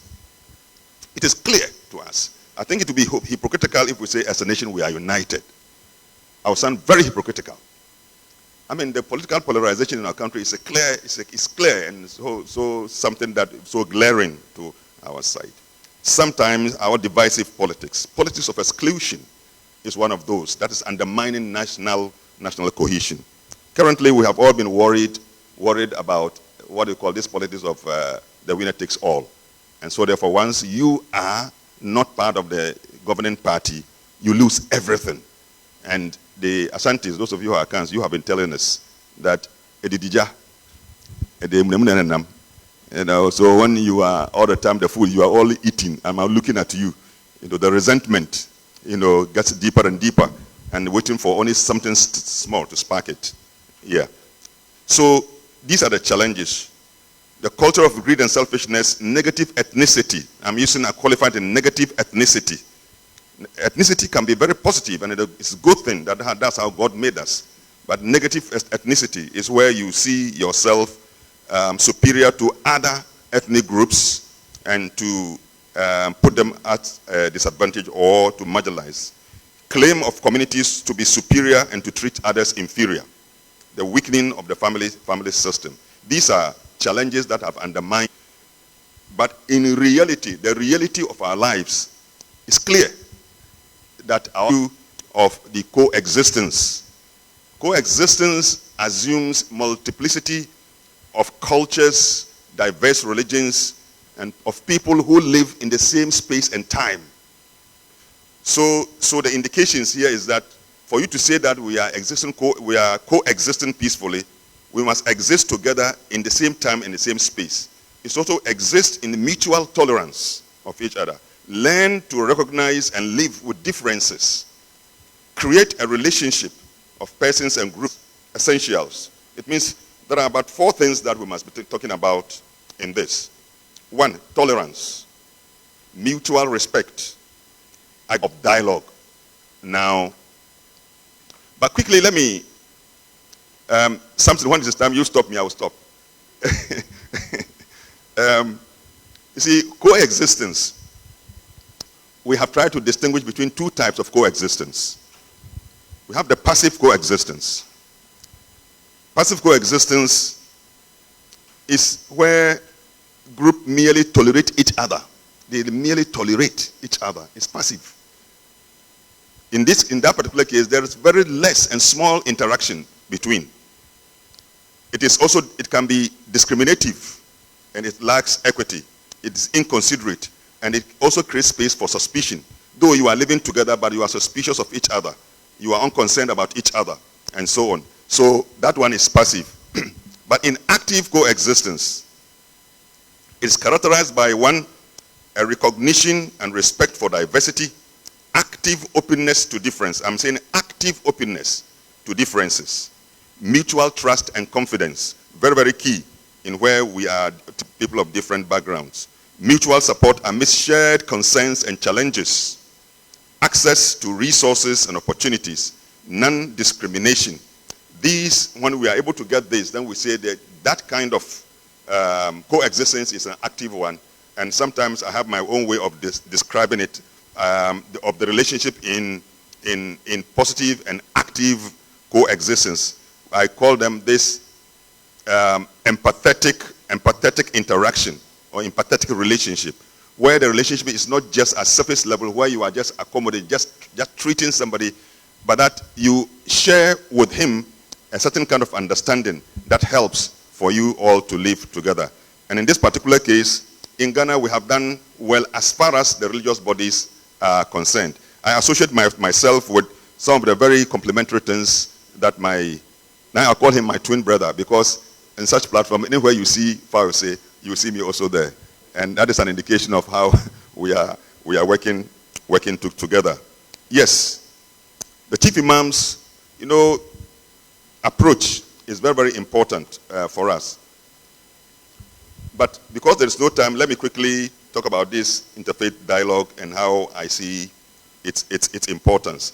There's no alternative to the promotion of interfaith harmony and peace to interfaith dialogue. If we want to stay together in a circumstance where we are diverse in our cultural composition, then because those differences in themselves are reasons why clashes do arise. They give rise to antagonism, animosity, hostility, communal clashes. Now, they happen when they are not properly managed. But when they are properly managed, then those differences can be seen as a means of enrichment. So those who are different can now stay together. But for them to be able to do so, then the issue of dialogue, essentially interfaith dialogue, entails the cooperative and positive interaction between followers of different faith traditions at individual, community, and institutional levels.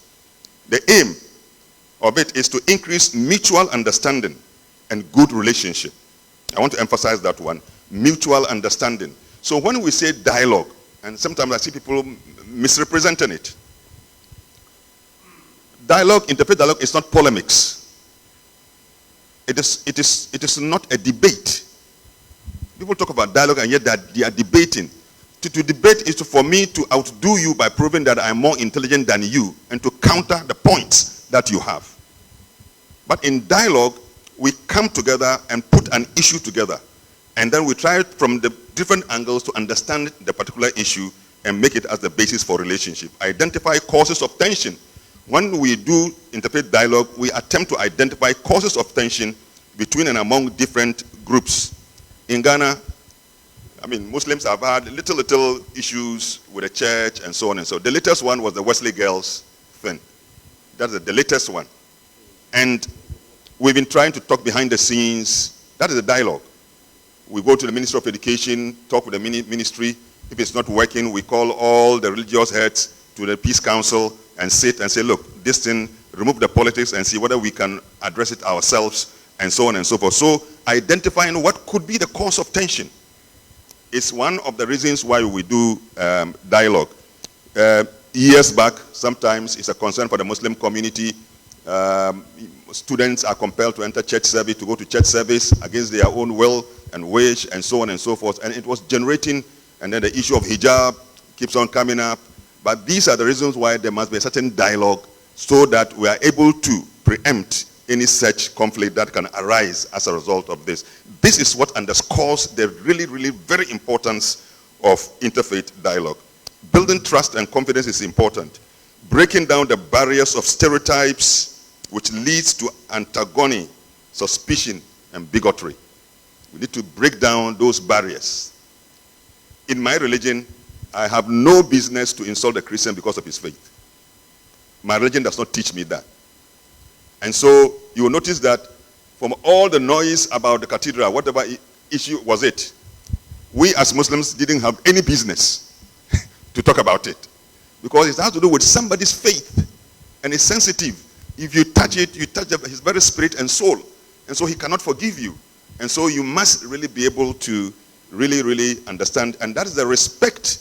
That's what they call it, interfaith dialogue builds on respect and mutual understanding, mutual concern. When you understand as religious bodies, what are our common challenges as a nation? Those common challenges, can we come together and deal with them? What are our shared values? Based on those shared values that we can get even more united and fight. Now, the Mission of National Security launched this program of See Something, Say Something. And the idea was to use the approach they call whole society approach, in which case the foundation was social cohesion. Social cohesion. And we stretch it to national cohesion. So if the people are coming there, and we from the north, and we are already divided, Muslims are not talking to Christians, Christians are not talking to Muslims, and then the terrorists are entering. So who now protects us? So we wait until when the Christian is attacked and he's finished. Then you say, you Muslims too, we are coming to you. And it has happened in Nigeria. Muslims have been attacked in the mosque. And that is the reason why common challenges must be identified as one of the foundations for dialogue. And then our common virtues. Let me end up with just these quotes. Quotes from a very eminent Christian. Then I'll pick one from the Muslim. About why the necessity for dialogue, interfaith dialogue. Pope Benedict of, how do you call it? Is it XV1? Is it the 16th? The 16th? Yes. In 2006, said this to ambassadors from Muslim countries. Interfaith and intercultural dialogue between Muslims and Christians cannot be reduced to an optional extra. Please listen to me very well. Cannot be reduced to an optional extra. That's what he says. It is in fact a vital necessity on which in large measure our future depends. Then in a letter that was written by Muslim scholars to the Christians by 137 Muslim scholars in 2007, it says, Muslims and Christians together make up over half of the world's population. Without peace and justice between these two religious communities, there can be no meaningful peace. The future of the world depends on peace between Muslims and Christians. The last one, Fatullah Gulen.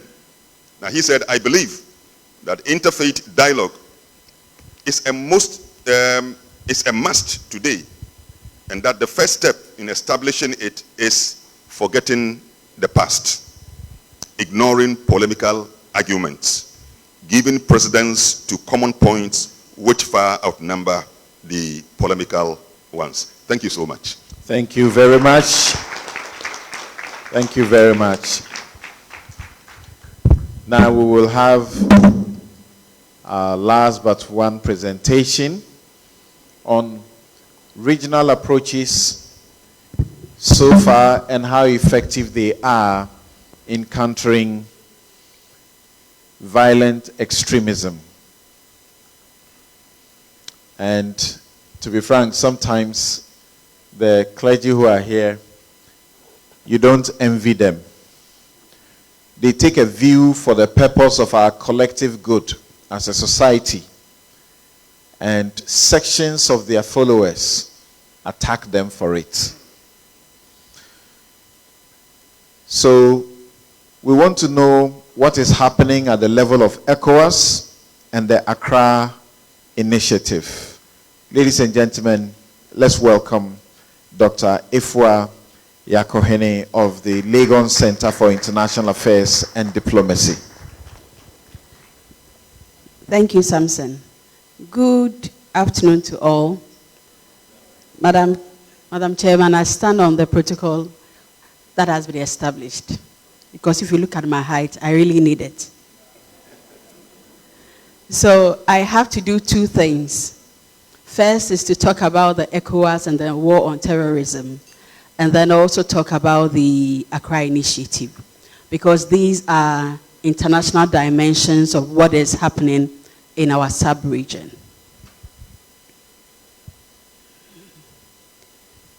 If one said that when you see your neighbor's beard on fire, you protect yours with water. Having really taken a good look at the work that is ongoing in West Africa, particularly to address terrorism and violent extremism, I see two things happening. Quickly help your neighbor to quench theirs, and then carry extra water by your side, because you may never know when yours might be on fire. So why northern borders? It's because of the borders that Hamile, Pusiga, and Paga shares with Burkina and then with Togo. And then we'll see that a lot of countries in the sub-region, Mali, Nigeria, Cote d'Ivoire, Togo, and Burkina Faso, have been under intense terrorist attacks. And Ghana has unfortunately experienced the spillover effects. So why is it important to talk about ECOWAS? ECOWAS, as a supranational organization, deals with countries on some basis of legal norms. So in and amongst member states of ECOWAS, there are treaties, agreements, protocol, and the like to help combat the spread of terrorism and extremism. One in West Africa and then two in the Sahel. And ECOWAS does this by taking periodic assessment, and then in the joint border counter-terrorism activities that they do have. So ECOWAS has done a lot of things, and I'd like to touch on just a few because of the time that we have. The first thing I want you to take note of is the GIABA. GIABA is the Intergovernmental Action Group Against Money Laundering and Terrorist Financing in West Africa. Then you have the Counterterrorism Strategy and Implementation Plan, then the work of missions such as Multinational Joint Task Force that is in the basin. Then you have the AFISMA, ECOWAS mission in Gambia, and then lots of mediation and negotiation overtures done by heads of states in the ECOWAS. So basically, GIABA is to deal with issues related to money laundering. So let me not belabor the point. Let me quickly move on. And I want you to take note of the Counterterrorism Strategy and Implementation Plan. This is to do three things. One, for purposes of prevention. Two, to pursue when it does happen. And then three, for reconstruction. For prevention, it's before, to detect it before it happens. And this is most likely through intelligence gathering and intelligence sharing. But what has been noted is that this has to do with the individual national interest, with the ability of the individual member states of West Africa or the ECOWAS to resolve their home-brewed problems, because these are structural problems. And poverty, unemployment, economic and political marginalization is not something that ECOWAS can do much about if the states do not do anything about it. And then when you move on to the pillar of pursuing, it looks at how member states should act in the event of a terrorism occurrence. And it does this by having put together organizations or structures such as the ECOTIP, the ECO warrant, and then the ECO list. And it has moved on further to establish a ECOWAS Counter-Terrorism Training Center. You have the Counter-Terrorism Technical Assistance Directory, and then you have West Africa Police Chiefs Committee working together. Then the reconstruction happens when there's been terrorist activities, as the word suggests. So quickly, let me also look at some work that states have done. As I said, ECOWAS is a supranational organization. When decisions are taken, it's imperative on the individual states to implement them or to domesticate them. So what has countries such as Ghana done, or Nigeria? Because Nigeria is the big brother in the sub-region. So Nigeria has enacted the Economic and Financial Crimes Commission Act and then the Terrorism Act. It also has a strategy in place now. Guinea has also passed the Countering the Financing Terrorism Law in 2004 and established the Interministerial Committee for monitoring the money laundering. And Ghana has done likewise, which my colleagues have touched on. So there is also what you see interstate activities. So within a supranational organization such as ECOWAS, you would always have bilateral and multilateral security arrangements. And these arrangements cut across member states. So you have the Accra initiative that I'll talk about it soon.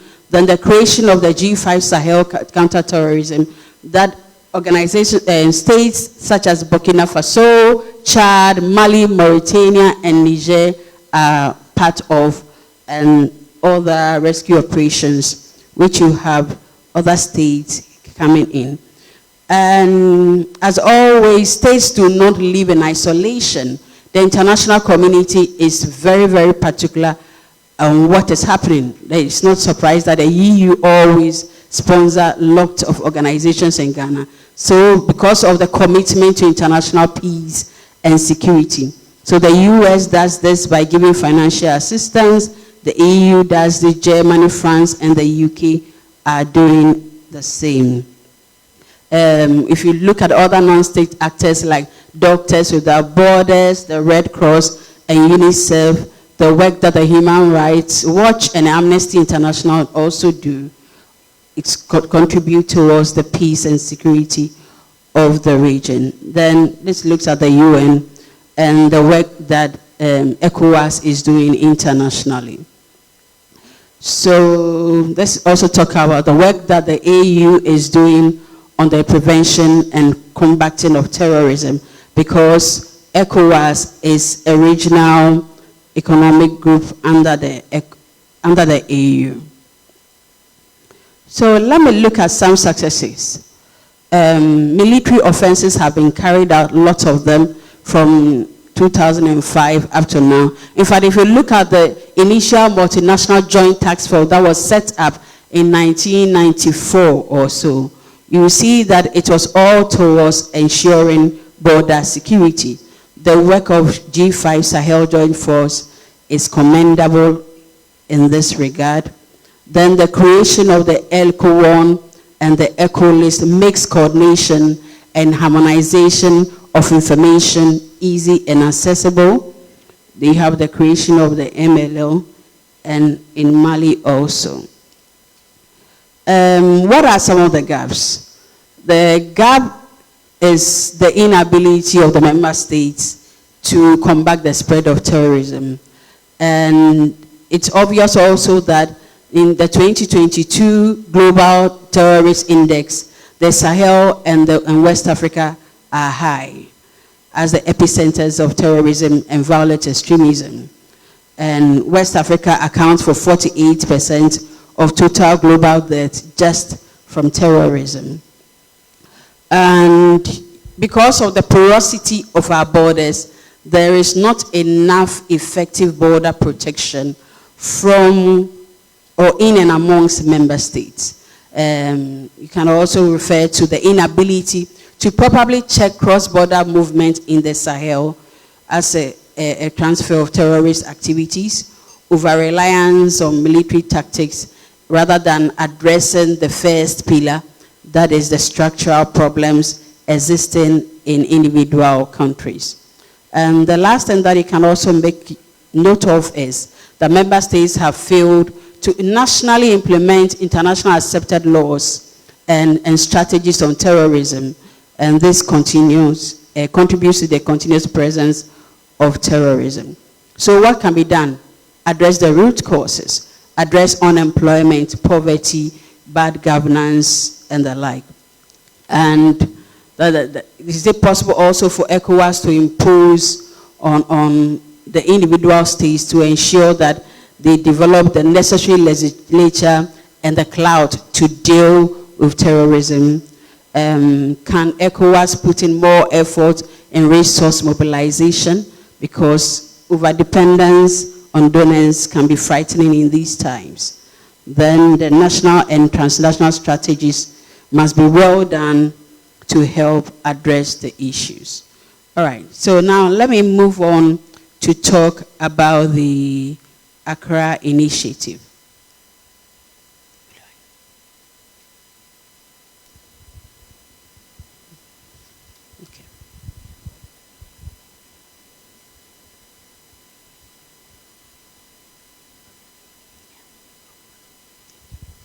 Doc, we have done 10 minutes, so hoping that the Accra initiative can take us some 3 minutes.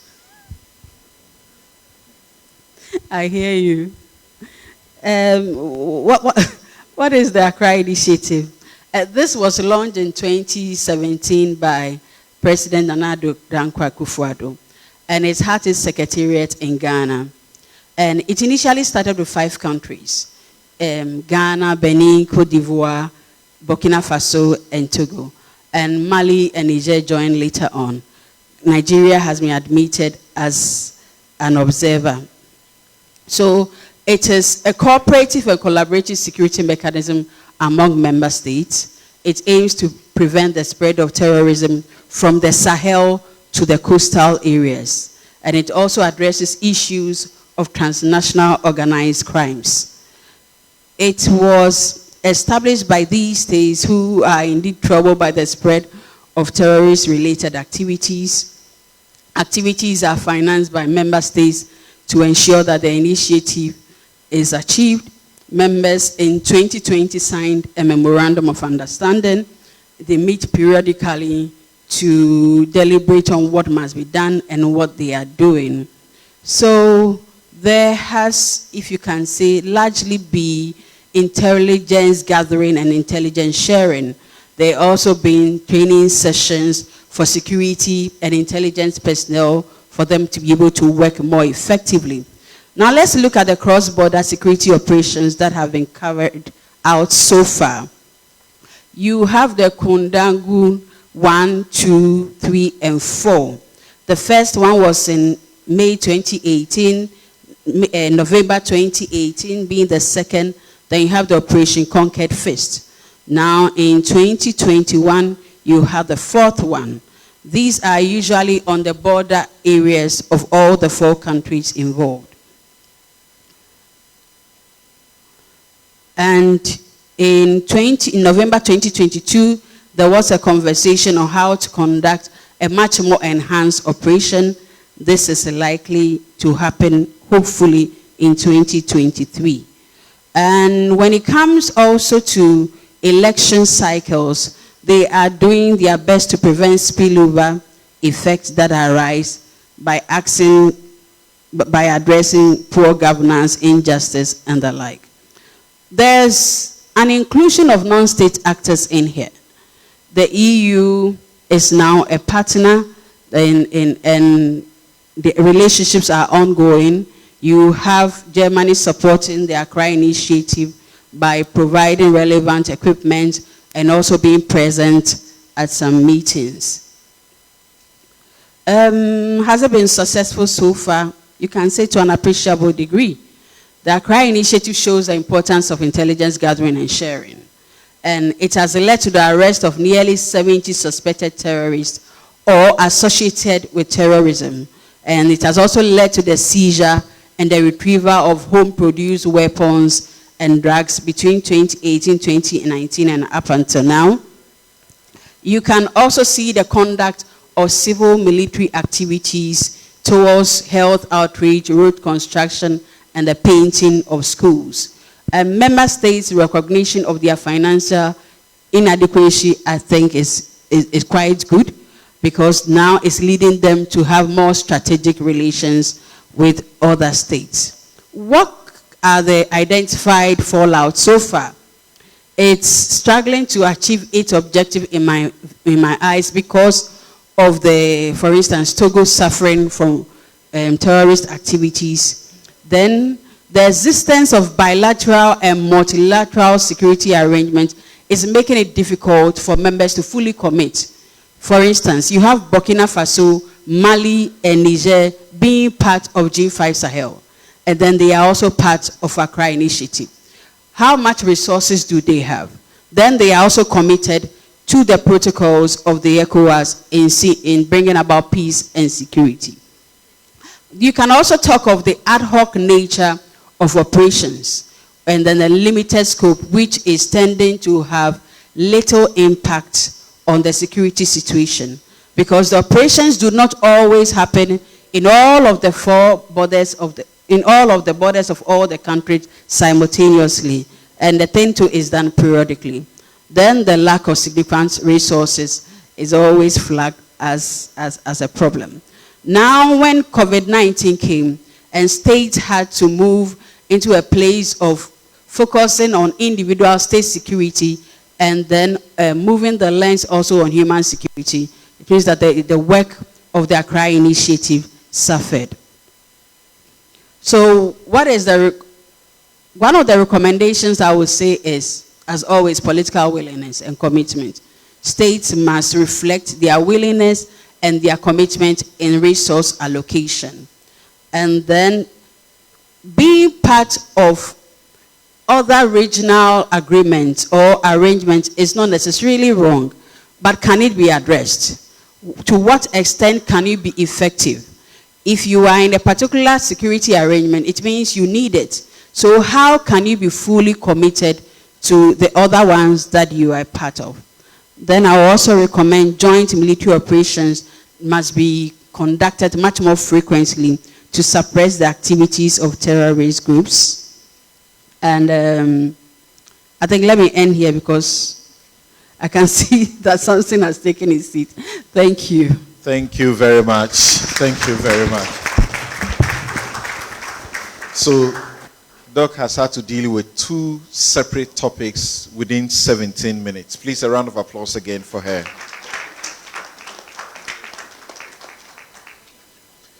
Now, please get ready, and I meant it when I said you should note your questions, because that's where we are getting to now. But before that, we will hear from Professor Amadou Sall, Regional Coordinator of the G5 Sahel, that Dr. Efua Yakohene has told us a bit about a while ago. Please, let's welcome Prof. via Zoom. Prof, thank you very much. The stage is yours. Hello, do you hear me? Yes, please. Do you hear me? Okay, thank you very much for inviting me to this meeting. Is it possible for me to share my presentation? Yes, please. Okay. I think that I'm still not allowed to do that. Is someone there can permit me? Yes, we're working at that. So you can start whilst we work at that quickly. Okay. Thank you very much for inviting me. I'm Amadou Sall. I work for G5 Sahel. Maybe let us say right now G4 Sahel, because after the summit held in Jamena the day before yesterday, the chief of states assumed that they will continue as the 4 countries will continue. the G5 Sahel experience. So right now, officially, we are 4 countries. As you know, Mali left. I will try to share with you our experience. I will try to do it so 5 points. The first one will be short information about G5 Sahel. Please, you can share your slides now. Excuse me? You can share your slides now. Okay. Comment on fait là?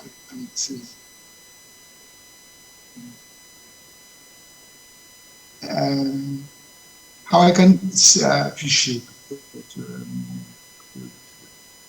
I'm looking for my screen, but I didn't see it. If someone can help me, what I have to do? All right, please, let's go ahead. Please proceed. Okay.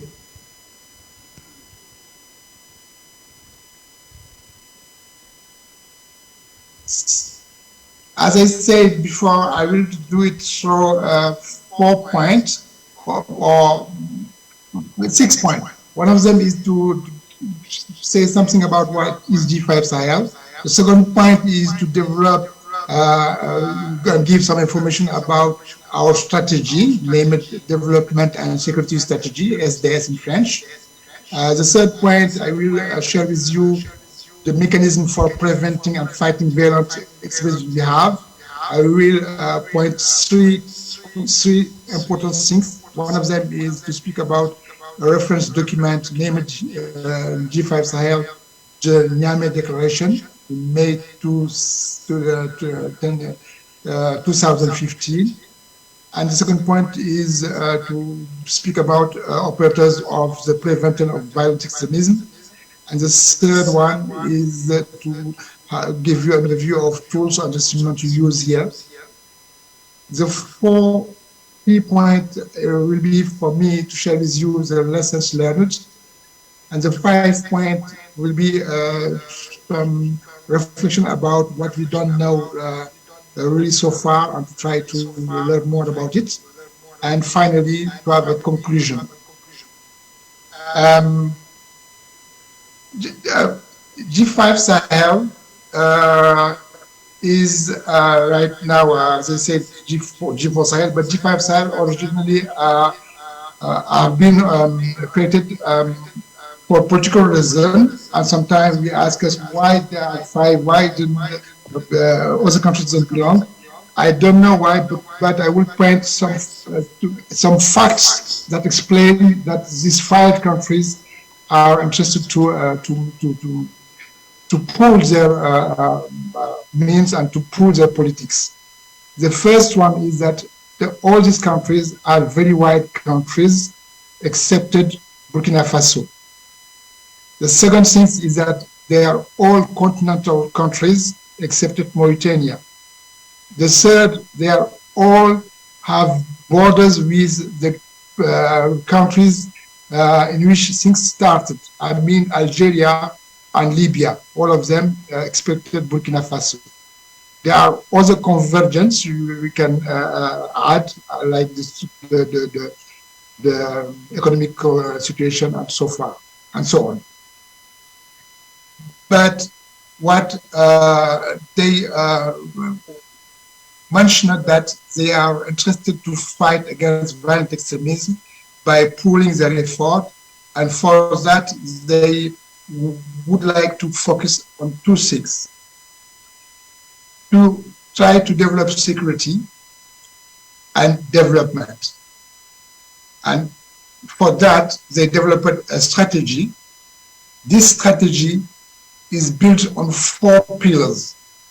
One of them is defense and security. They think that you can't fight violent extremism without having some action in defense and security. The second one is governance. The third one is resilience. And the third one is infrastructure.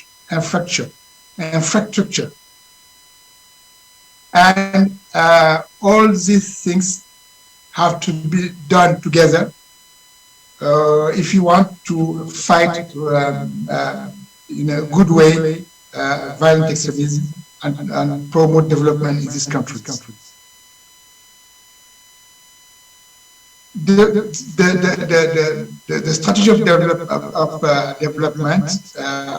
we have a strategy of development and security.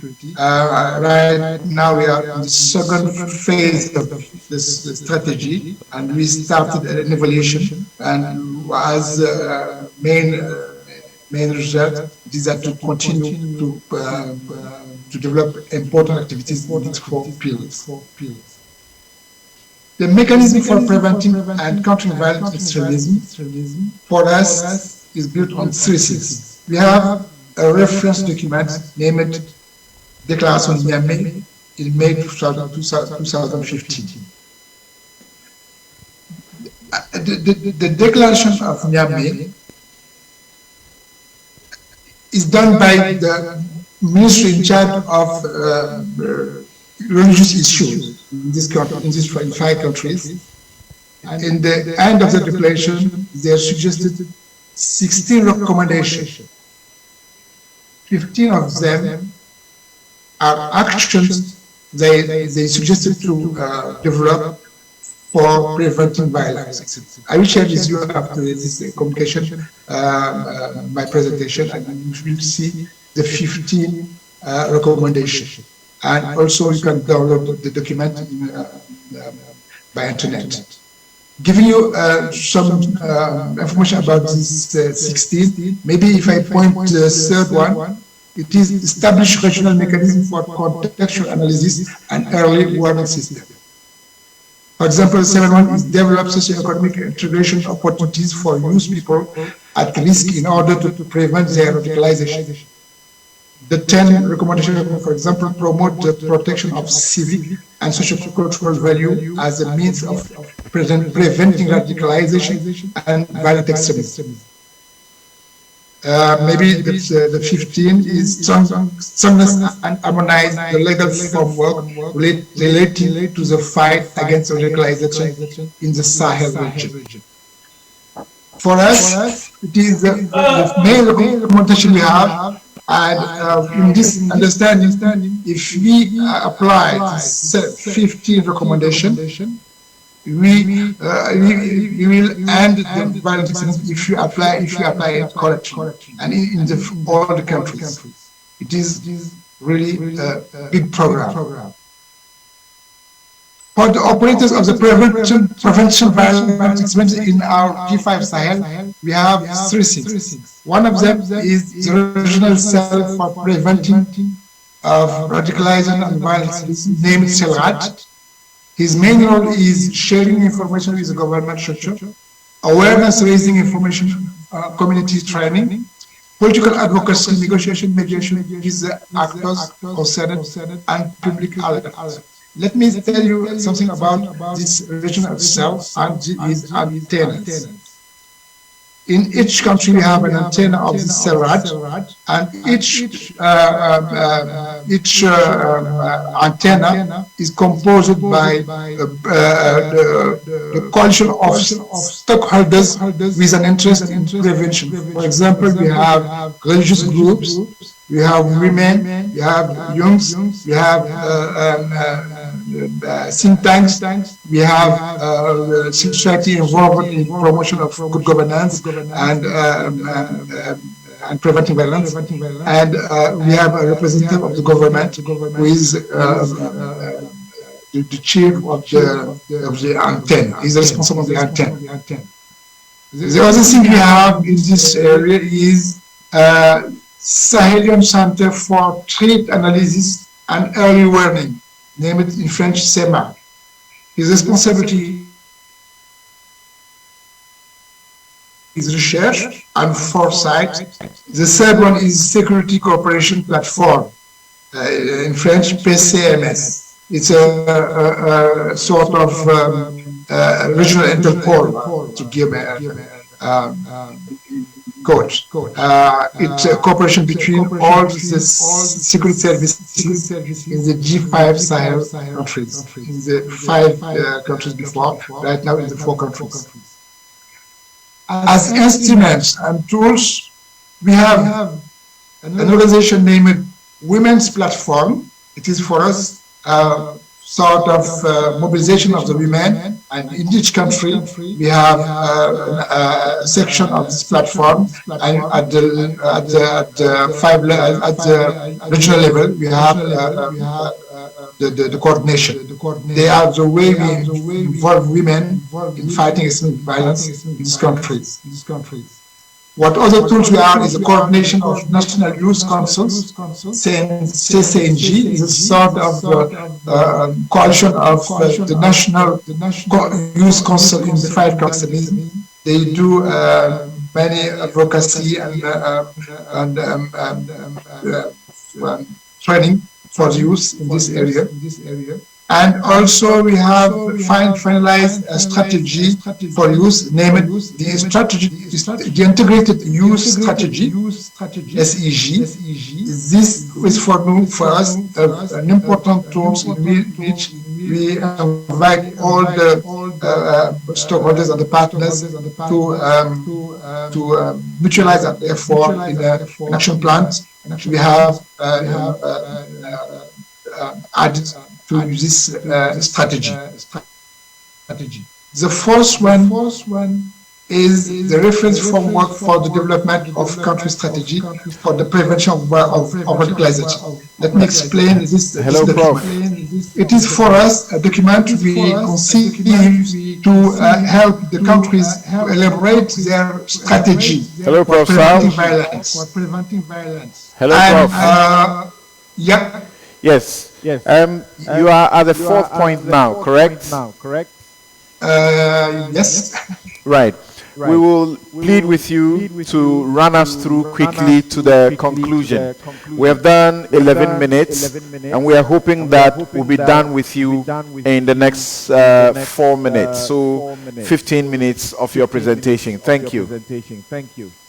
Okay, I will try that. All right. Okay. Let me explain some lessons learned. I think this is the main things we have to share today. First one, what we learned that it is we need a general mobilization with youth, women, religious groups, NGOs, and communities. It is important for us to have this sort of preparation and one of things we learned, because they are all involved. This is important to mobilize them together. The second thing is to think about the best way to organize them at the grassroots by building on what already exists. There is many initiatives on the grassroots, and we can build on this grassroots organization and third thing is that fight against violent extremism is not won easily. Victory is morning same time. The third thing, you can't win it without the communities. They must choose their side. They must choose the side of the state. All our action must be directed towards this. Let me explain this idea. In what we they are not involved. It's not their fight. This is really a counterproductive attitude. You have to belong to the state action. It's not that we have to try to see many situations involve our army, these areas that is not is counterproductive sometimes, because they have some exaction for the population. We have to be aware about that. Our first enemy are the blunders of the defense and security forces. They are sometimes worse off than the jihadist action. We no longer face ideological mobilization of jihadists, The reasons for mobilization are more and more diverse and are much more linked to the local contradiction. Here I would mean to say that right now the more groups are not really for the ideological reason, they are more involved for local region. It means that there is no interest to focus more on the narrative speech, narrative jihadist speech. It is more for local region to try to identify and to develop a narrative according to that situation. The disappointments are many. We should offer return alternative to this candidate. We will more and more face the situation, so we have to try to offer them alternatives. What remains to be learned? Three things, I think. How to face the challenge of the surrenders in view of their number, the weakness of our means, and the prevention of social peace. The need for reconciliation is important. What I want to share with you at this point is that more and more we will have face surrenders, and we haven't an experience of reintegration of these groups, and so we have quickly to learn about that and to try to deal with the situation. The second thing is how to make charge of grassroots dialogue negotiation between state communities and committed use of the community. This is a really big deal to integrate this group, and we have to learn how to negotiate, how to develop the best way of integration these youth groups, and to offer the communities opportunity to accept them. What is the best intervention format, allowing all the defense and security forces present to play their role? Well, this is another challenge we have, and we have to learn about it. For example, in G5 Sahel, you notice many forces, local forces, foreign forces, and sometimes local groups, armed. All of these groups say that they are involved for fighting extremism. We have to learn more about how to integrate these groups in coherence. Right.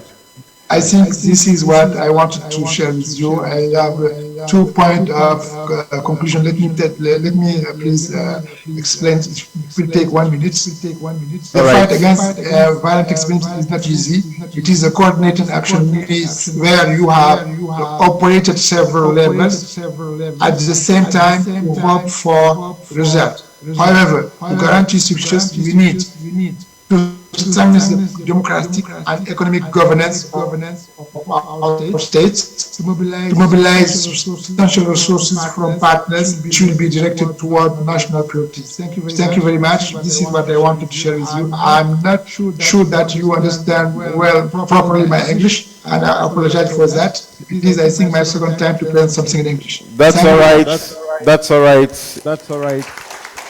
I believe that many of us were capable of appreciating what you had to say. Ladies and gentlemen, a round of applause once again for our discussants. We have so far dealt with strengthening institutional collaboration in response to the threats of violent extremism and terrorism in Ghana. We have sought some highlights from the national framework for preventing and countering violent terrorism, extremism and terrorism, and the national security strategy from Dr. Baba Sayuti, who is a principal analyst at the National Counter-Terrorism and Fusion Center of the Ministry of National Security. I hope you have your questions ready for him. I have mine.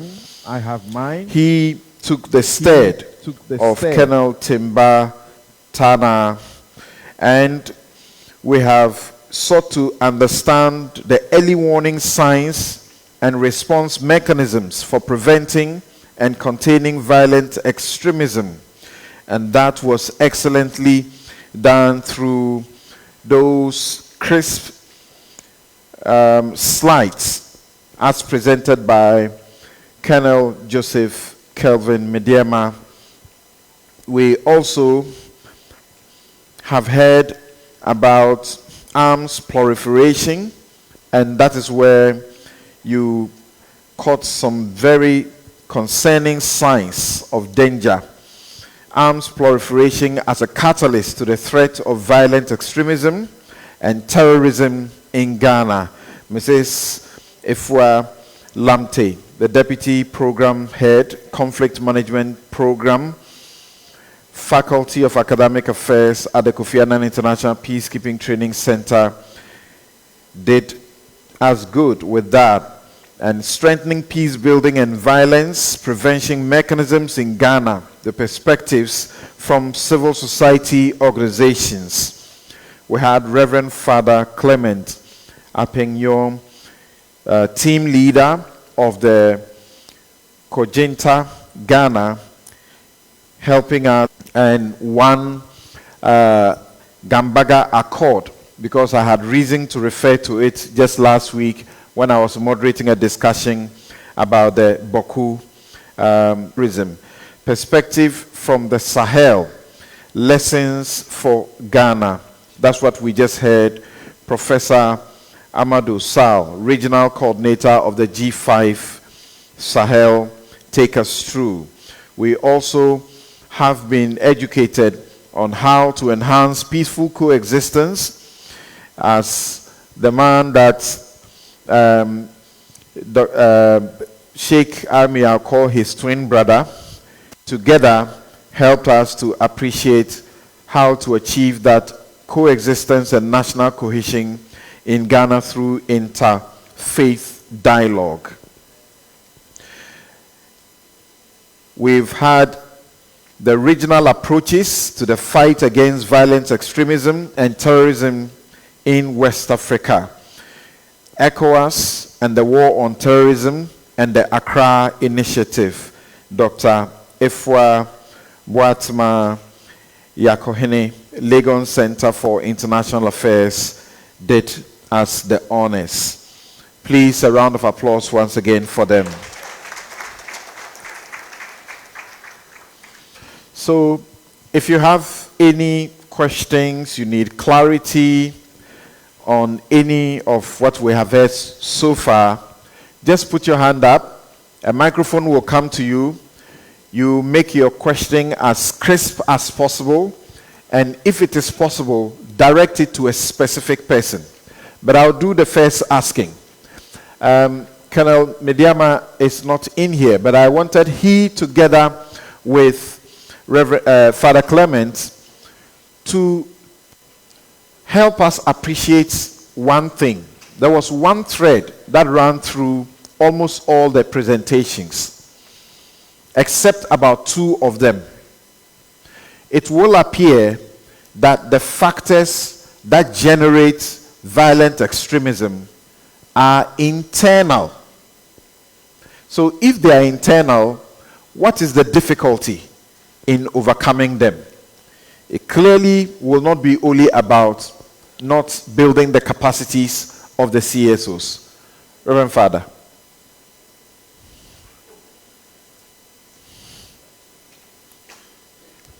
Yes. Thank you very much. Yes, I think you have captured the essence of my fear all this time. If we are expecting a group of terrorists wearing turbines on motorbikes and hanging bazookas to come in, it's not going to happen. And if it does happen, the military is well prepared for them. Okay. It's the homegrown violent extremists, the homegrown conditions that allow for radicalization that we have to pay attention to. And this is multiple. Number one, it starts with governance. The whole governance issue. When people feel that they are not getting the right share, it can create problems. I like the way the last speaker Professor Sal. Yes, security. How do we build on that? And then also to be able to address the conflicts. One of the key issues is the issue of identity. We are here in Ghana, we are Ghanaians, and yet we have domestic aliens. That's clearly a problem. So this whole issue of settler and indigenous, the business of land tenure governance, is creating a level of grievance, that can easily be turned into conflict. So for me, we should pay attention to this, and that's where the idea of dialogue, social cohesion comes in.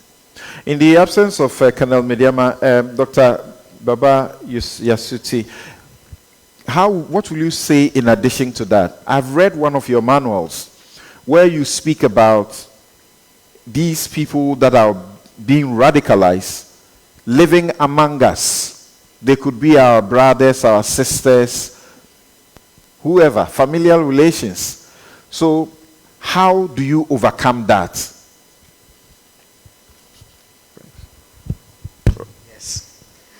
Yes, so there are root causes to this, and that's fundamental thing National Counter-Terrorism Fusion Center, the national is working on. That's prevention.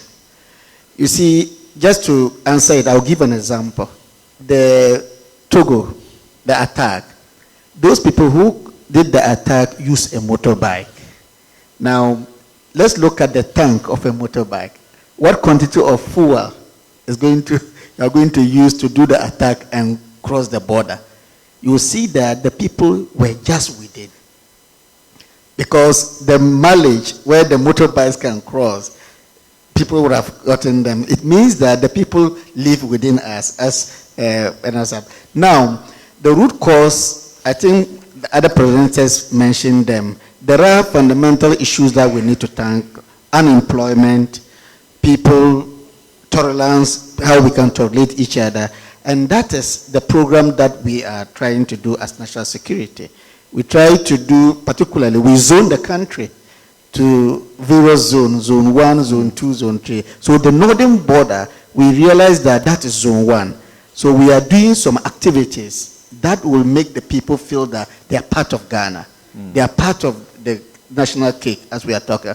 I think that is the things that we are doing. That's part of the solution. Thank you. Yes, so can we take the questions? And you remember that Madame Efualamte had mentioned as many as 200 Ghanaians who had joined jihadist groups and who are back.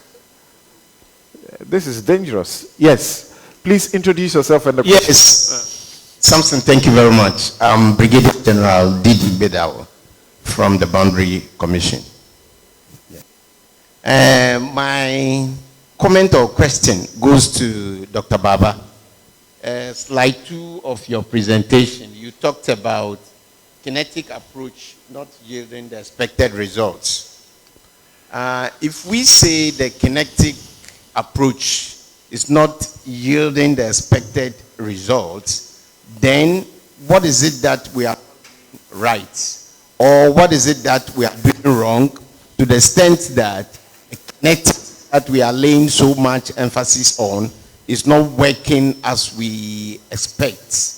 I'll leave you to answer it, even though Samson brought in certain things that would suggest some of the answers. All right. Then, sorry, let me connect this to the political bit of it that you said the jihadists or the extremist group might not seek to get political power.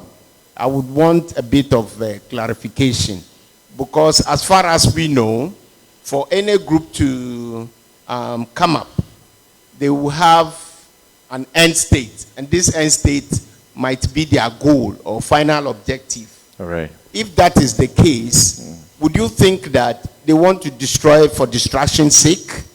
I don't think so. I would want to get a lot more, because I know that these jihadists have this caliphate idea that they would want to institute. So if the caliphate is for nothing at all, we might want to say that it's for a political agenda. Thank you very much. Next question. We're taking 4 of them in a row. Yes. All right. My name is Mutaru Mumuni. I work with the West Africa Center for Counter-Extremism as its executive director. I've heard the presentations, and the common thing that runs through is that we are still in the preventive stage in Ghana. And so a lot of the programs we're doing, we're seeking to build resilience against the threat and preserve infrastructure, build resilience and cohesion. So if you look at the framework, the 2 elements focus on this, and that's still where we are. And my very regular question relates to the Accra Initiative and the role of the Accra Initiative in supporting this reality here.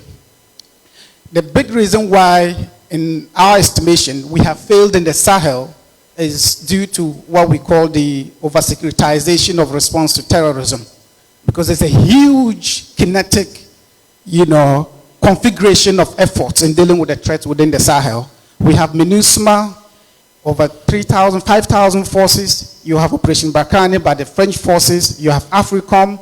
You have G5 Sahel forces. You have multinational joint task forces, over 25,000 forces in there. And yet we fail to deal with terrorism. Okay. And we believe it's due to this over-securitization of it.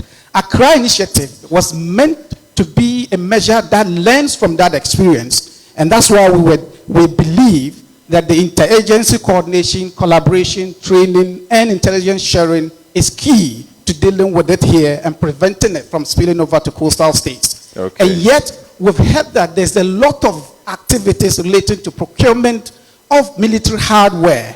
We are getting back to the same state that we, implemented in the Sahel. And I want Dr. Yakohini to respond to that. Whether she thinks that the Accra Initiative is mimicking what happened in the Sahel, or what would be different from what is happening here with the Accra Initiative. Much. Please move the microphone from that desk. Doc, hold on. We'll come to you for your question or contribution. I saw a lady's hand here. Please, to the very extreme. Yes, thank you very much. Thank you very much. I'm Dr. Henrietta Santisapon with the Ncce, Head of Research. Okay. I think the subject of we having not experienced extremist attacks is a well-known knowledge. But I want to address this to Dr. Yakohini. She specifically mentioned that. She mentioned that we are experiencing the spillover effects. In the context of Ncce and education, can you guide us as to at least 2 of these spillover effects and what we should be looking at as we go out to educate the public? Thank you. Thank you very much. One more, and then we take answers and return. Thank you very much. My name is Nana Kwabena Abrampa Mensa, CDD Ghana. Something has restricted me to just one, so I'll stick to the one. My question follows the one my brother just asked, as to the linkage between the special initiatives, the G5 and the Accra Initiative, to the overall plan of ECOWAS and AU. This has come based on some of the meetings we had, especially last year in Senegal, that the AU specifically think that we are implementing our initiatives in silos, not conforming to the established regional protocols and frameworks. So what, as he asked, are we doing differently? Or what are we learning from the broader regional initiatives that can help us? Don't forget that G5 is virtually collapsing. And if we are going similar steps, are we going to sustain the Accra Initiative? What are we learning from the regional initiative to revamp our approach in the Accra Initiative? All right. Samson, allow me this. They have, we've said so many things. Prof said G4. He didn't say it's collapsing. It's just recently that Mali has just opted out. Thank you. Yeah. So it's not collapsing. Yeah. So we've spoken about the causes, the internal causes and threats for extremism. We do the structural analysis, but we don't do the context analysis. And when you sit in experience sharing from Rwanda, from other places, you realize that some of us who are supporting the educators being given out by the soldiers. In Mali is the media that's orchestrated some of the issues. So when we are doing the mapping, let's not do only the structural mapping, but we should also look into the actors that could possibly inframe the threats. Thank you. Thank you very much. So obviously 3 questions directed at Dr. Yakohene.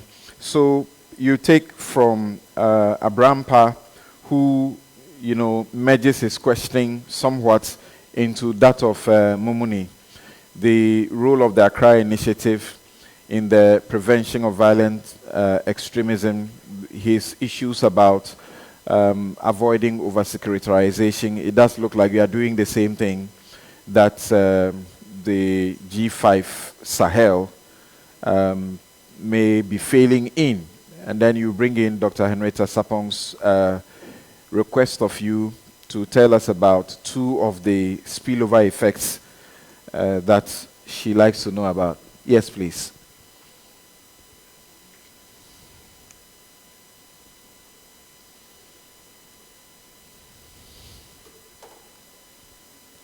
Hello. Yes, it's on. Okay. What I've been hearing is how can we eliminate the grounds or the issues that makes terrorism an enviable or a viable option for the youth. And the youth here will be to the age of 35. But if there are many others who are also very unemployed, then let me move on further to 50. Because an hungry man is a very, very angry man. Is there over-securitization of terrorism leading to probably the same impasse that we have seen over and over again in West Africa and Sahel? I'll say yes. I'll say yes because from the many things of us spoke about, we talked about the need to address the structural issues. If people are working, they will not make themselves available to demonstrate. They will not make themselves available for another to radicalize them. So it is, one of the things is the marginalization and unemployment. Too many people have too much time on their hands and they need to engage. They need to leave. Then, as Mr. Bramford talked about, the need also to look at the actors. Are we engaging the actors right? Are we doing the same things over and over again? What other conversations must we have? Because if we have over 25,000 personnel just in West Africa and Sahel, and the issues of terrorism and violent extremism are not being resolved, then what at all is the problem? Are all the actors who are available there to see to it that the conflict is resolved, or they are spoilers? In what way are they benefiting from the conflict? Because conflict is good for some people and bad for others, depending on how you are affected or impacted by it. On the Ncce spillover effect, one effect that I can see is fear. As soon as you hear news of seemingly attacks in the northern borders or in the neighboring, you get afraid. The question you may ask yourself unconsciously is, when is it going to Ghana's turn? And another thing that you can see too is the refugees. Because refugees come with a whole gamut of problems and issues that the host nation must see to it. How secure are the refugees? What is their relationship on ground? And what is their relationship with terrorists in their home countries?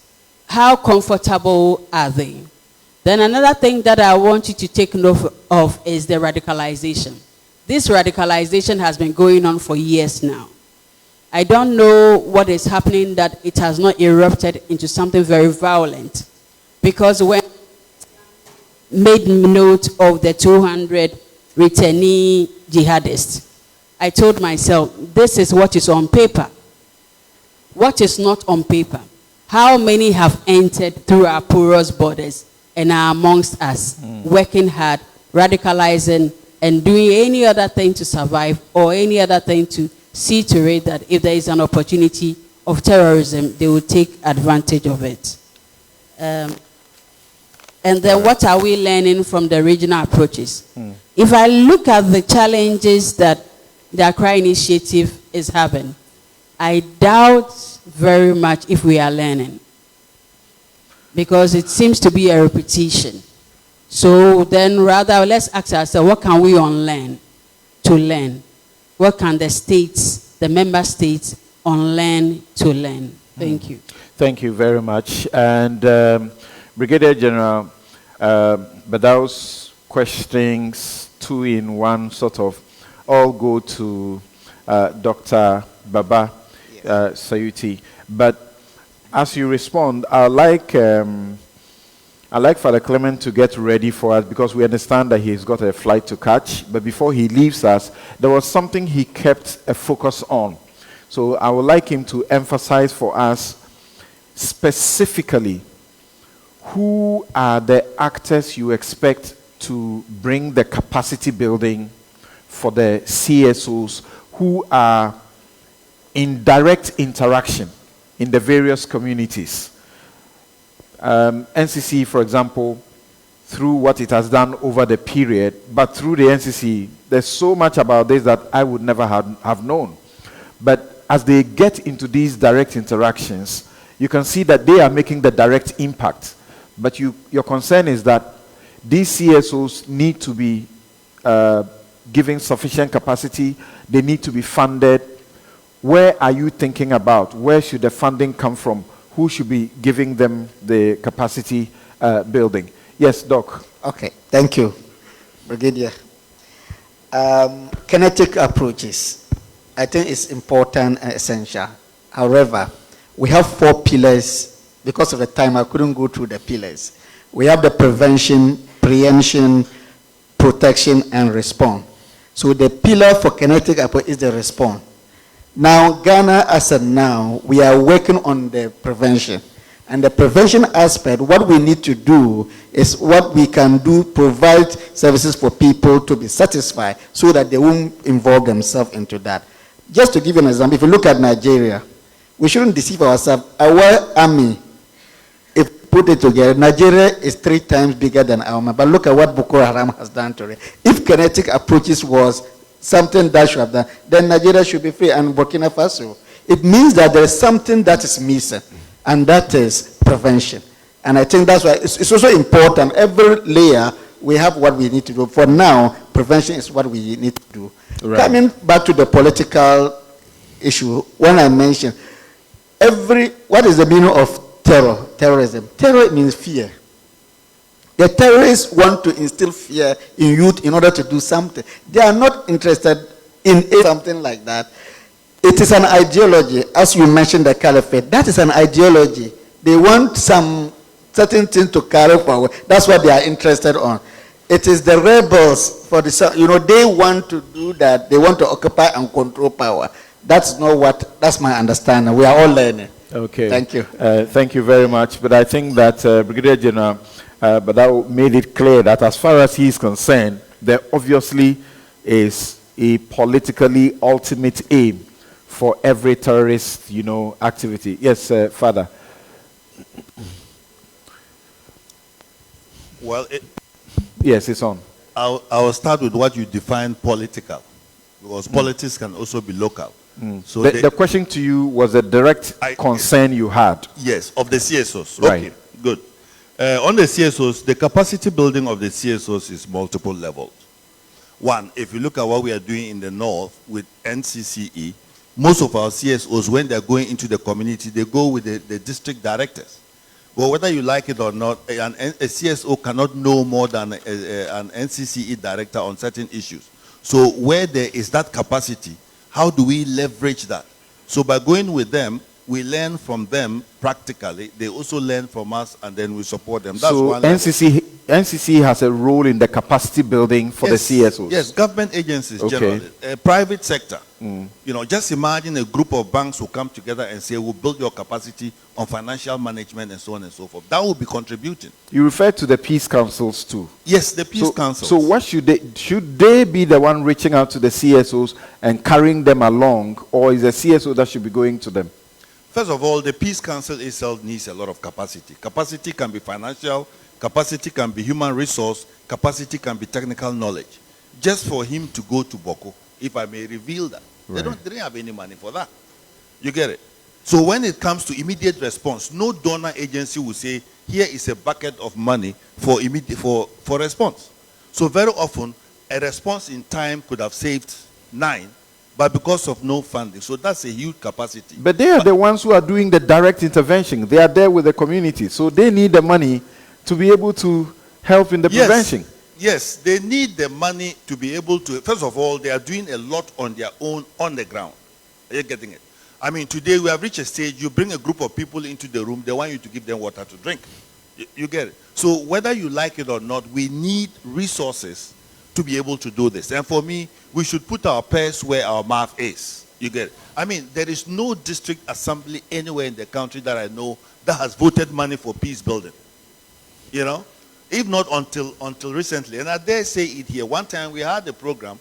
I mean, you see our office and you go to see the Ncce office and you ask yourself, why?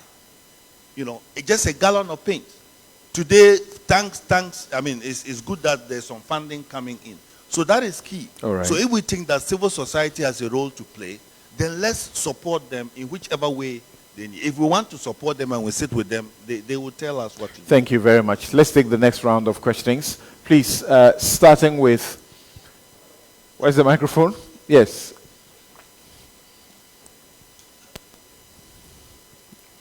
Yes, Doc. Okay, thank you very much. My name is Festus Kofi Oben.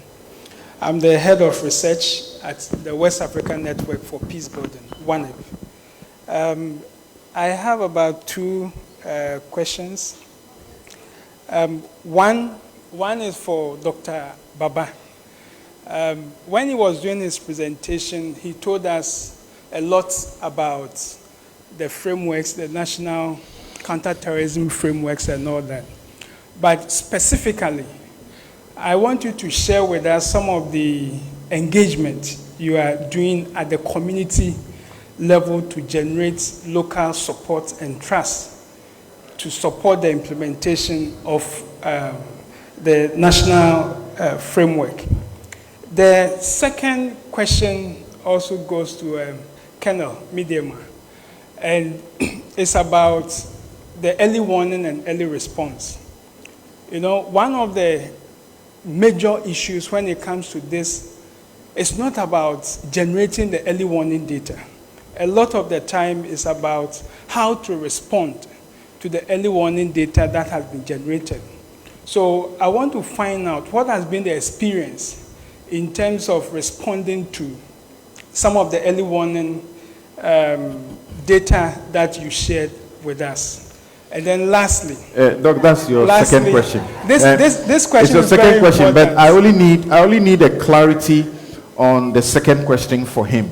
Yes. And he spoke and said that there was a need for what he called proactivity of the responders, even whilst you are making sure that you are getting the early warning. The respondents is also important, that it is active and early. So what exactly is the question to him now? Yes, so the question is, as part of their mandate, they are supposed to coordinate response to those early warning signs. And so I want to find out what has been the experience in terms of getting the response actors to respond to those threats. Okay, thank you. Please, to the next. This hand had been here for a while. Yes. Please keep your hand up so that he will see you. Thank you very much. My name is Mustafa Abdallah, researcher, Kofi Annan Peacekeeping Training Center. I have 2 short and straight questions. one directed at Mrs. Ifua Lamte. I think you painted a grim picture about arms circulations in Ghana. I wanted to know first whether there's a law that actually regulates arms flow, arms manufacture and its flow in Ghana, and what is being done in terms of addressing the circulation of arms in Ghana, or what are the loopholes, either in the law or institutional mechanisms in terms of addressing the circulation of arms in the country. The second goes to Dr. Baba. I think you also spoke about the collaboration and coordination between security agencies. There is this belief that the coordination is at a theoretical level. When you go to the field, practically there are a lot of challenges. And so I want to also know what are some of the practical challenges of this collaboration and coordination on the field, and what are you doing to address those challenges? Okay. Thank you. Thank you. This is the last round, so if you have a question, please do it now. 2 people have asked questions. 2 more people. Yes. It's either a question or contribution, because some of you are experts in this area already. Yes. Being displayed. My name is Assistant Commissioner of Immigration, Osman Adam. I'm the head of the CT department. My question is going to Dr. Baba. Okay. Doc, at the ministerial level, national level, what are some of the mechanisms put in place for radicalized persons? Thank you. Thank you. Last one. Yes, at the back there. That's the shortest question so far. Straightforward. I told you that everywhere Ncce has gone that I have been there, and your boss is around, you take the most of the questions. My name is Abraham Kluche. I want to make a very short comment. I think the fight against violent extremism, one major thing which is making it very difficult has to do with the demand for money for almost the listing. I think there are a lot of things that we can do as CSO or as individuals or as institutions that do not necessarily need the kinds of budgets we throw around. Example, if you look at the Accra initiative, the money that is being pumped into that and also being demanded to take out any action is so huge. So please, I want to advise everyone over here that please, let's be innovative and think about programs that will not necessarily need the hundreds of thousands of dollars to carry out the list actions. I mean, if we do this, we wouldn't go to the villages and then these community members will come and sit down and be asking us to give us money for attending meetings. Thank you so much. Thank you. That's an interesting point there. So let's begin with Madam Lamte. Abdallah's question to you. There's a last stand? Okay, yes, sir. Let's hear from the teachers of the law.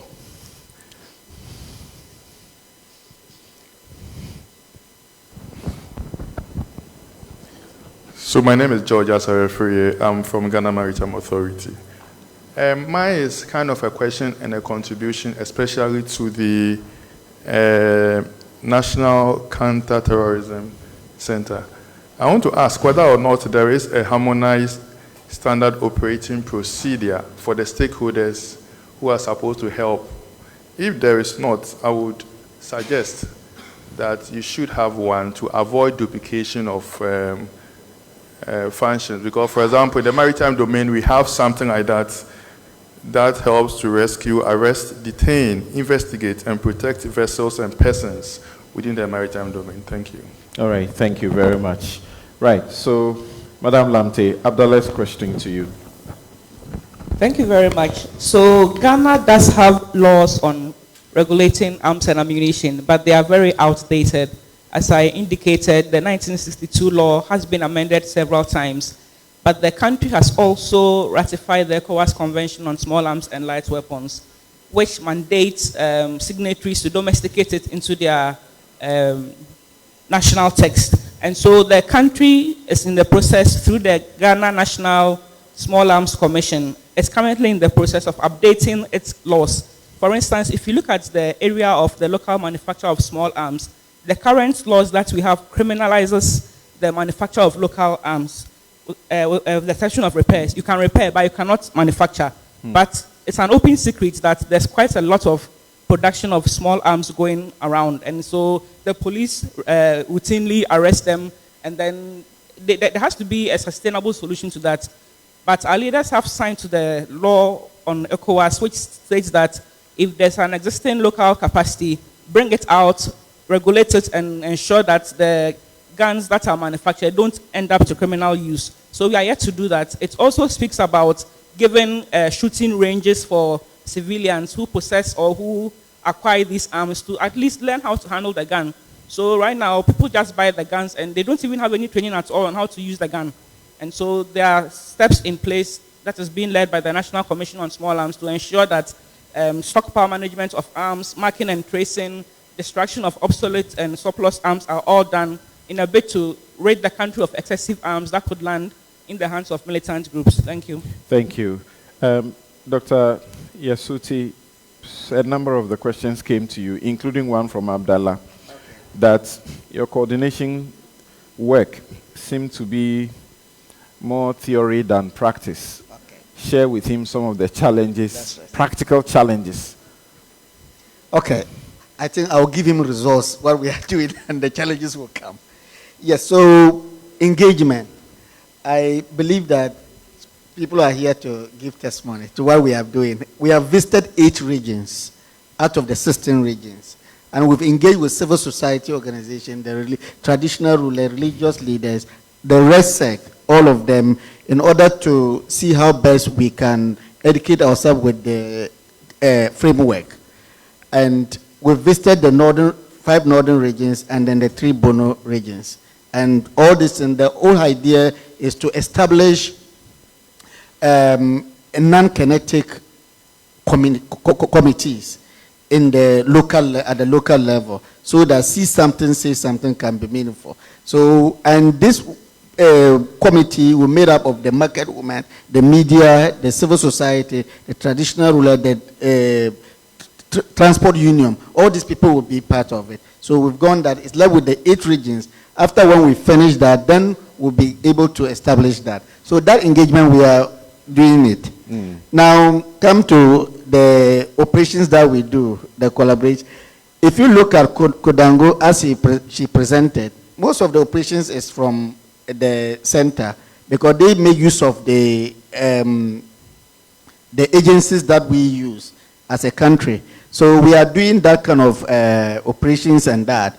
And also we have something we call Operation Kara and also Home Shield. We partner with the British, and we take all these, our agencies, through that, and we all work together. So all these things that we do it together. Maybe we have to be making things known to people. I think that's why we are. Now, the CSOs, is Abigail here? Abigail, you are here. Can you stand up so that people can see you here? She is heading the desk of civil society organization at our center. So the capacity building that we are doing, she is the one to head the unit, so that we can be able to help build the capacity of the civil society organization. Okay, so Father's, Father's plea went direct. Yes. And yes. So all right. Yeah. So it means that we have something. Yeah. Right. The radical person. Right. Father Clement has to leave us. We are wrapping up, but he has to leave us. Thank you very much, Father. Thank you. Right. Thank you. Yeah. Osman's question to you was direct. Yes. Radical What person. measures for radicalized persons? That's right. Now, this is something that we are aware, because Ghana is not yet attacked. We've not yet, yes, we've not experienced. All that we are doing is that, yeah, that's the fact. We're told of the statistics of how many have returned, and yes. and Doc Doc aptly mentioned the fact that this is only those we can account for. That's right. Yes, you see, these figures and this, I wouldn't say it's speculation, but these are figures that we can interrogate. But what I'm trying to say is that we are training people to have de-radicalized centers in order to deal with this. I remember when we went to Spain, this issue came up that people who went and fought with General Haftar and co in Libya and co, they will be returning back. They gave us the numbers. So what measures are we putting in place so that when they return, we'll be able to deal with that? Because of that, we are engaging psychology, we are engaging with a lot of people in order to train them so that they can be able to take care of that. It is part of our plan that we are doing. I think what would have been more assuring is to tell us that training has been done, not that you are in the process. It's a process. It's not an event. That's what we are saying. We are trying. Thank you. George Afrie's question was also to you. Is there a standard operating procedure, so that if there is a need to do something, people who want to help, we know exactly what to use? Yes. So we have a standard. That's why we have the action plan. I think we need to share it with other stakeholders so that we'll be able to do that. We have the action plan. Apart from the framework, we developed the action plan. That any stakeholder I just spoke about a manual that you also have. That's right. Which I have had and used, exactly. which is good. Okay, yes. Right. Now, the question to Colonel Midiama was also about your issue. You had actually, flagged that issue, bridging the gap between early warning and response, proactive. Sorry. Thank you very much. Yes, in our work, we realized that one of the things I want to draw attention that, we are a new kid. We just came. So naturally, it's like when you give birth, your child will have challenges or you have challenges to understand your child. So that is how the center is. The center is just barely a year and 3 months old. So we have realized that a lot of the things that we are doing, we are into 5 thematic areas: security, governance, crime and criminality, health and pandemics, and social and environment.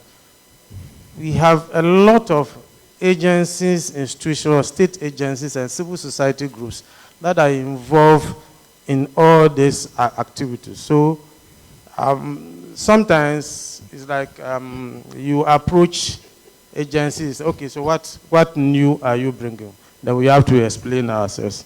But we look at one of the challenges as priority, the priority of the institutions. What is their priority? So if they have certain priorities, and therefore if you give them the warning, they may not look at it, and sometimes they don't look at it until something triggers. Until there's a challenge, then they come back to you. This is one of the challenges that I think we are facing. And that's why I stated that they must be proactive in what they do. Then, resources.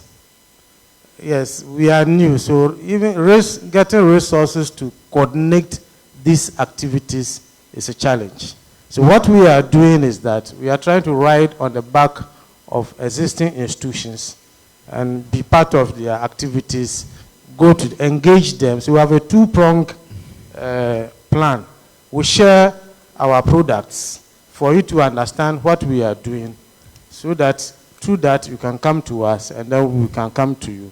Another one is to engage you, engage informally or sometimes formally, for you to understand that this is what we are doing, so that we are hoping that at the end of the day, when we go around the circle, that mandate that has been given to us to coordinate the early warning mechanism would have taken in place. So it's a process that we are going through.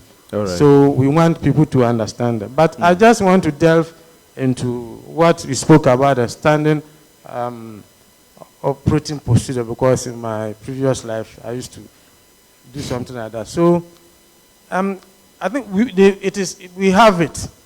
So what we have, we should know that all the institutions that are supposed to work as far as counterterrorism have distinct operating procedures, which sometimes you cannot merge them. They have distinct rules.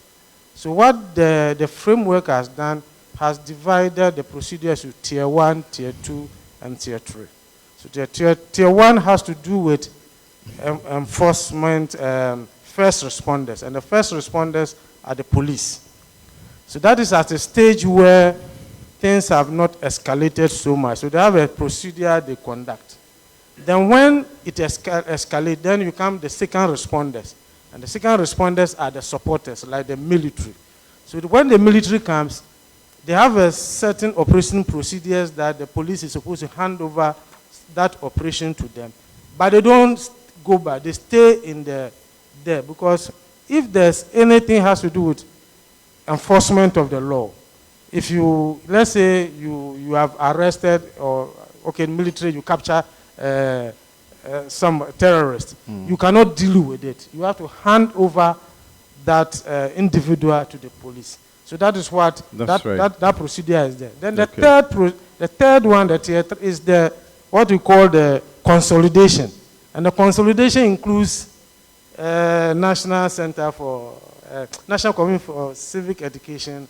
You have the Ministry of Health, the health ambulance. They do fire service because in the process of dealing with this.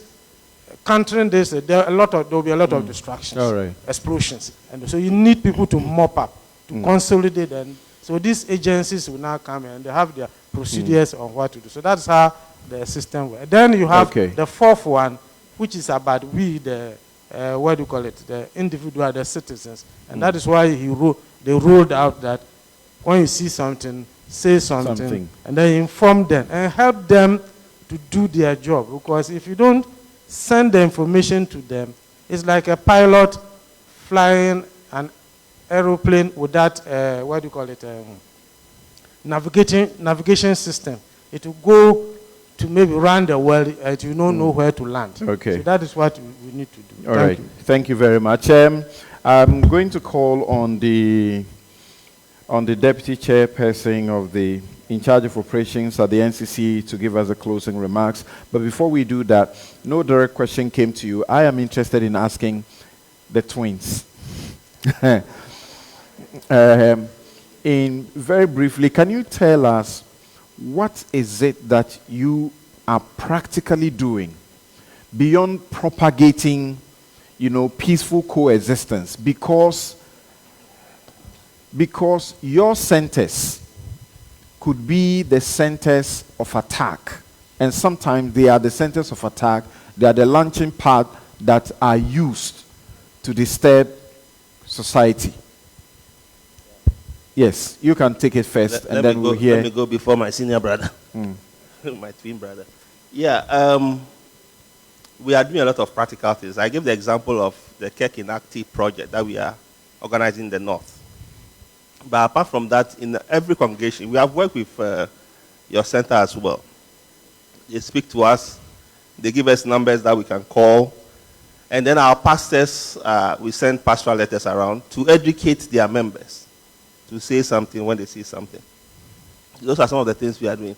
But I also like to add quickly that it looks like even the questions that have been raised tend to focus on the hard approach.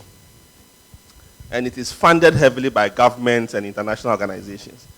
But the soft approach, which is done by us, the churches and the mosques, and also civil society, just to re-emphasize what Father Clement said, we don't get a lot of support. We also need support. The assumption out there is that the churches and the mosques have money, but that is not really true. We need a lot of support if we can prosecute this national agenda of building peace and national cohesion. Thank you. Thank you very much. Yes. Is there a microphone here? Right.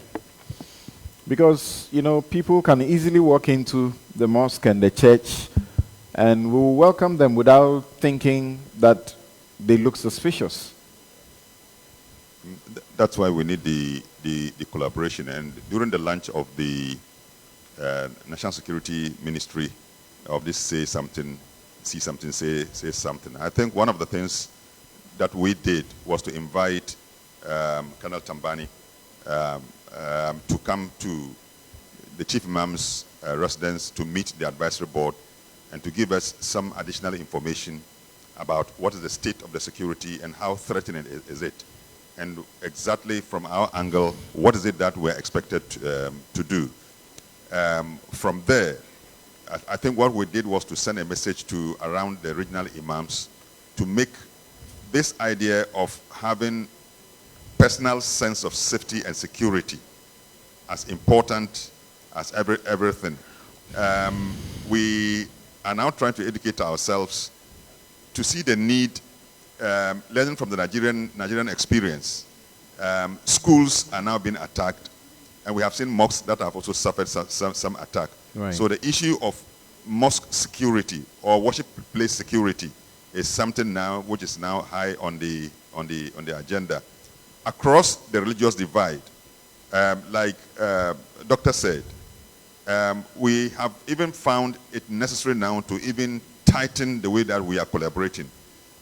One of the things that has happened recently is an interfaith dialogue meeting, annual interfaith dialogue meeting between the Office of the Chief Imam and the Catholic Bishops' Conference. The first one has been done, and we are waiting for the second one, which shall be hosted by the Muslim side of the dialogue. So it is an ongoing process, and we must continue. Our work, when the Ncce chair visited the Chief Imam, we made a commitment to collaborate strongly. Wherever our support are needed, we'll be able to also make a contribution. But I want to quickly add, Mr. Baba, you need to check this very well. Within the Muslim community, there are centers of orientation that one needs to take into account. For example, the madrasas. And how children are given the orientation. It is important to be able to examine very well the different schools. What is their source of their interpretation, and what kind of ideas are being brought in that could possibly radicalize those who are the beneficiaries of those centers. Right. These are the things that I want to just add. All right. Thank you very much. Please, a rousing round of applause for our panelists. You can do it better than that, please.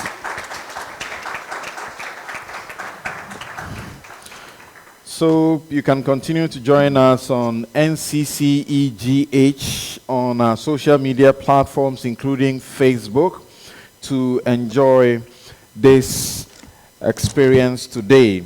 It has been the National Commission for Civic Education's presentation, funded by the European Union, preventing and containing violent extremism in the northernmost border communities in Ghana.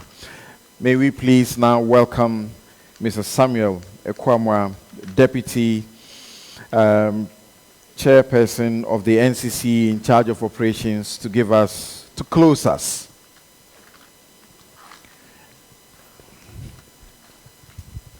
Thank you, Samson. Thank you very much, Samson. I also stand on all the previous protocols established. I can see that the energy levels here have gone so low. And so I don't think I have any closing remarks to give, but just to thank each and everyone here, especially our panelists, the kind of endurance that you have demonstrated here, sitting for more than, we are close to 2 hours here, and we really appreciate that. And to all the participants here, we thank you so much.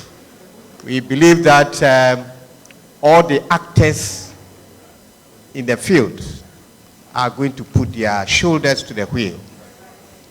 And we should also always remember that the triggers that were brought up over here, one of them will be very, very prominent next year, because next year is an election year. Even this year is an election year. And I had a discussion with Nana Abrampa about how our district level elections keep getting closer to our general elections and the dangers that it can have for our democracy. I hope we are all going to look at whatever has transpired here.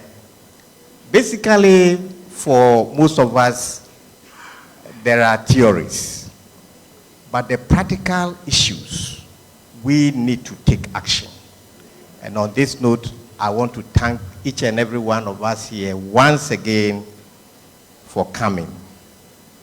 The hard-working staff in the field, Ncce, civil society, and all our partners, we thank you. The action is in the field. We are still in the prevention stage, and we have a lot to do to nip the problem in the bud. Thank you for coming. Thank you very much. If you may hand the microphone to Sheikh Armi Al-Shaibu to close us in prayer. We want to also recognize the West African Center for Counter-Extremism, the National Communications Authority, the CDD, and Shraj, who have been here with us from start till now. Thank you. Let us pray. Bismillahir Rahmanir Rahim. Almighty Allah, Almighty God, we want to give you thanks and praises in a manner that is most deserving of your holiness and highness. Thank you for the time spent this morning. Thank you for the life of all the panel members. Thank you for the participants. Thank you for Ncce and their good work. We have a problem on hand. Counter-terrorism has come a bane, and we are all concerned. We are virtually at our wits' end as to how to end this menace. We ask you, Almighty Allah, continue to strengthen us, strengthen our resolve to really succeed in this battle. Inspire us with the best of ideas, new ideas that when we take will help us eradicate this threat, the threat to human community. Bless our nation, Ghana, and bless everyone who has come here. Continue to guide us and protect our nation, and also lessen the difficulties that we are going through. Bismillahir Rahmanir Rahim. Alhamdulillahi Rabbil Alameen. Ar-Rahmanir Rahim. Maliki Yawmiddin. Iyaka na'budu wa iyaka nasta'in. Ihdina as-sirata al-mustaqim. Sirata alladhina an'amta alayhim. غير المكتوب عليهم ولا الضالين. آمين.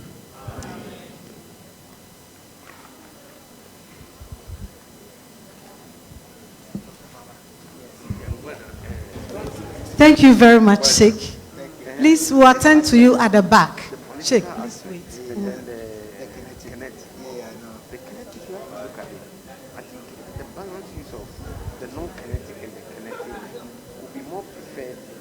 Coming from you to say that it's not yielding the expected result. No.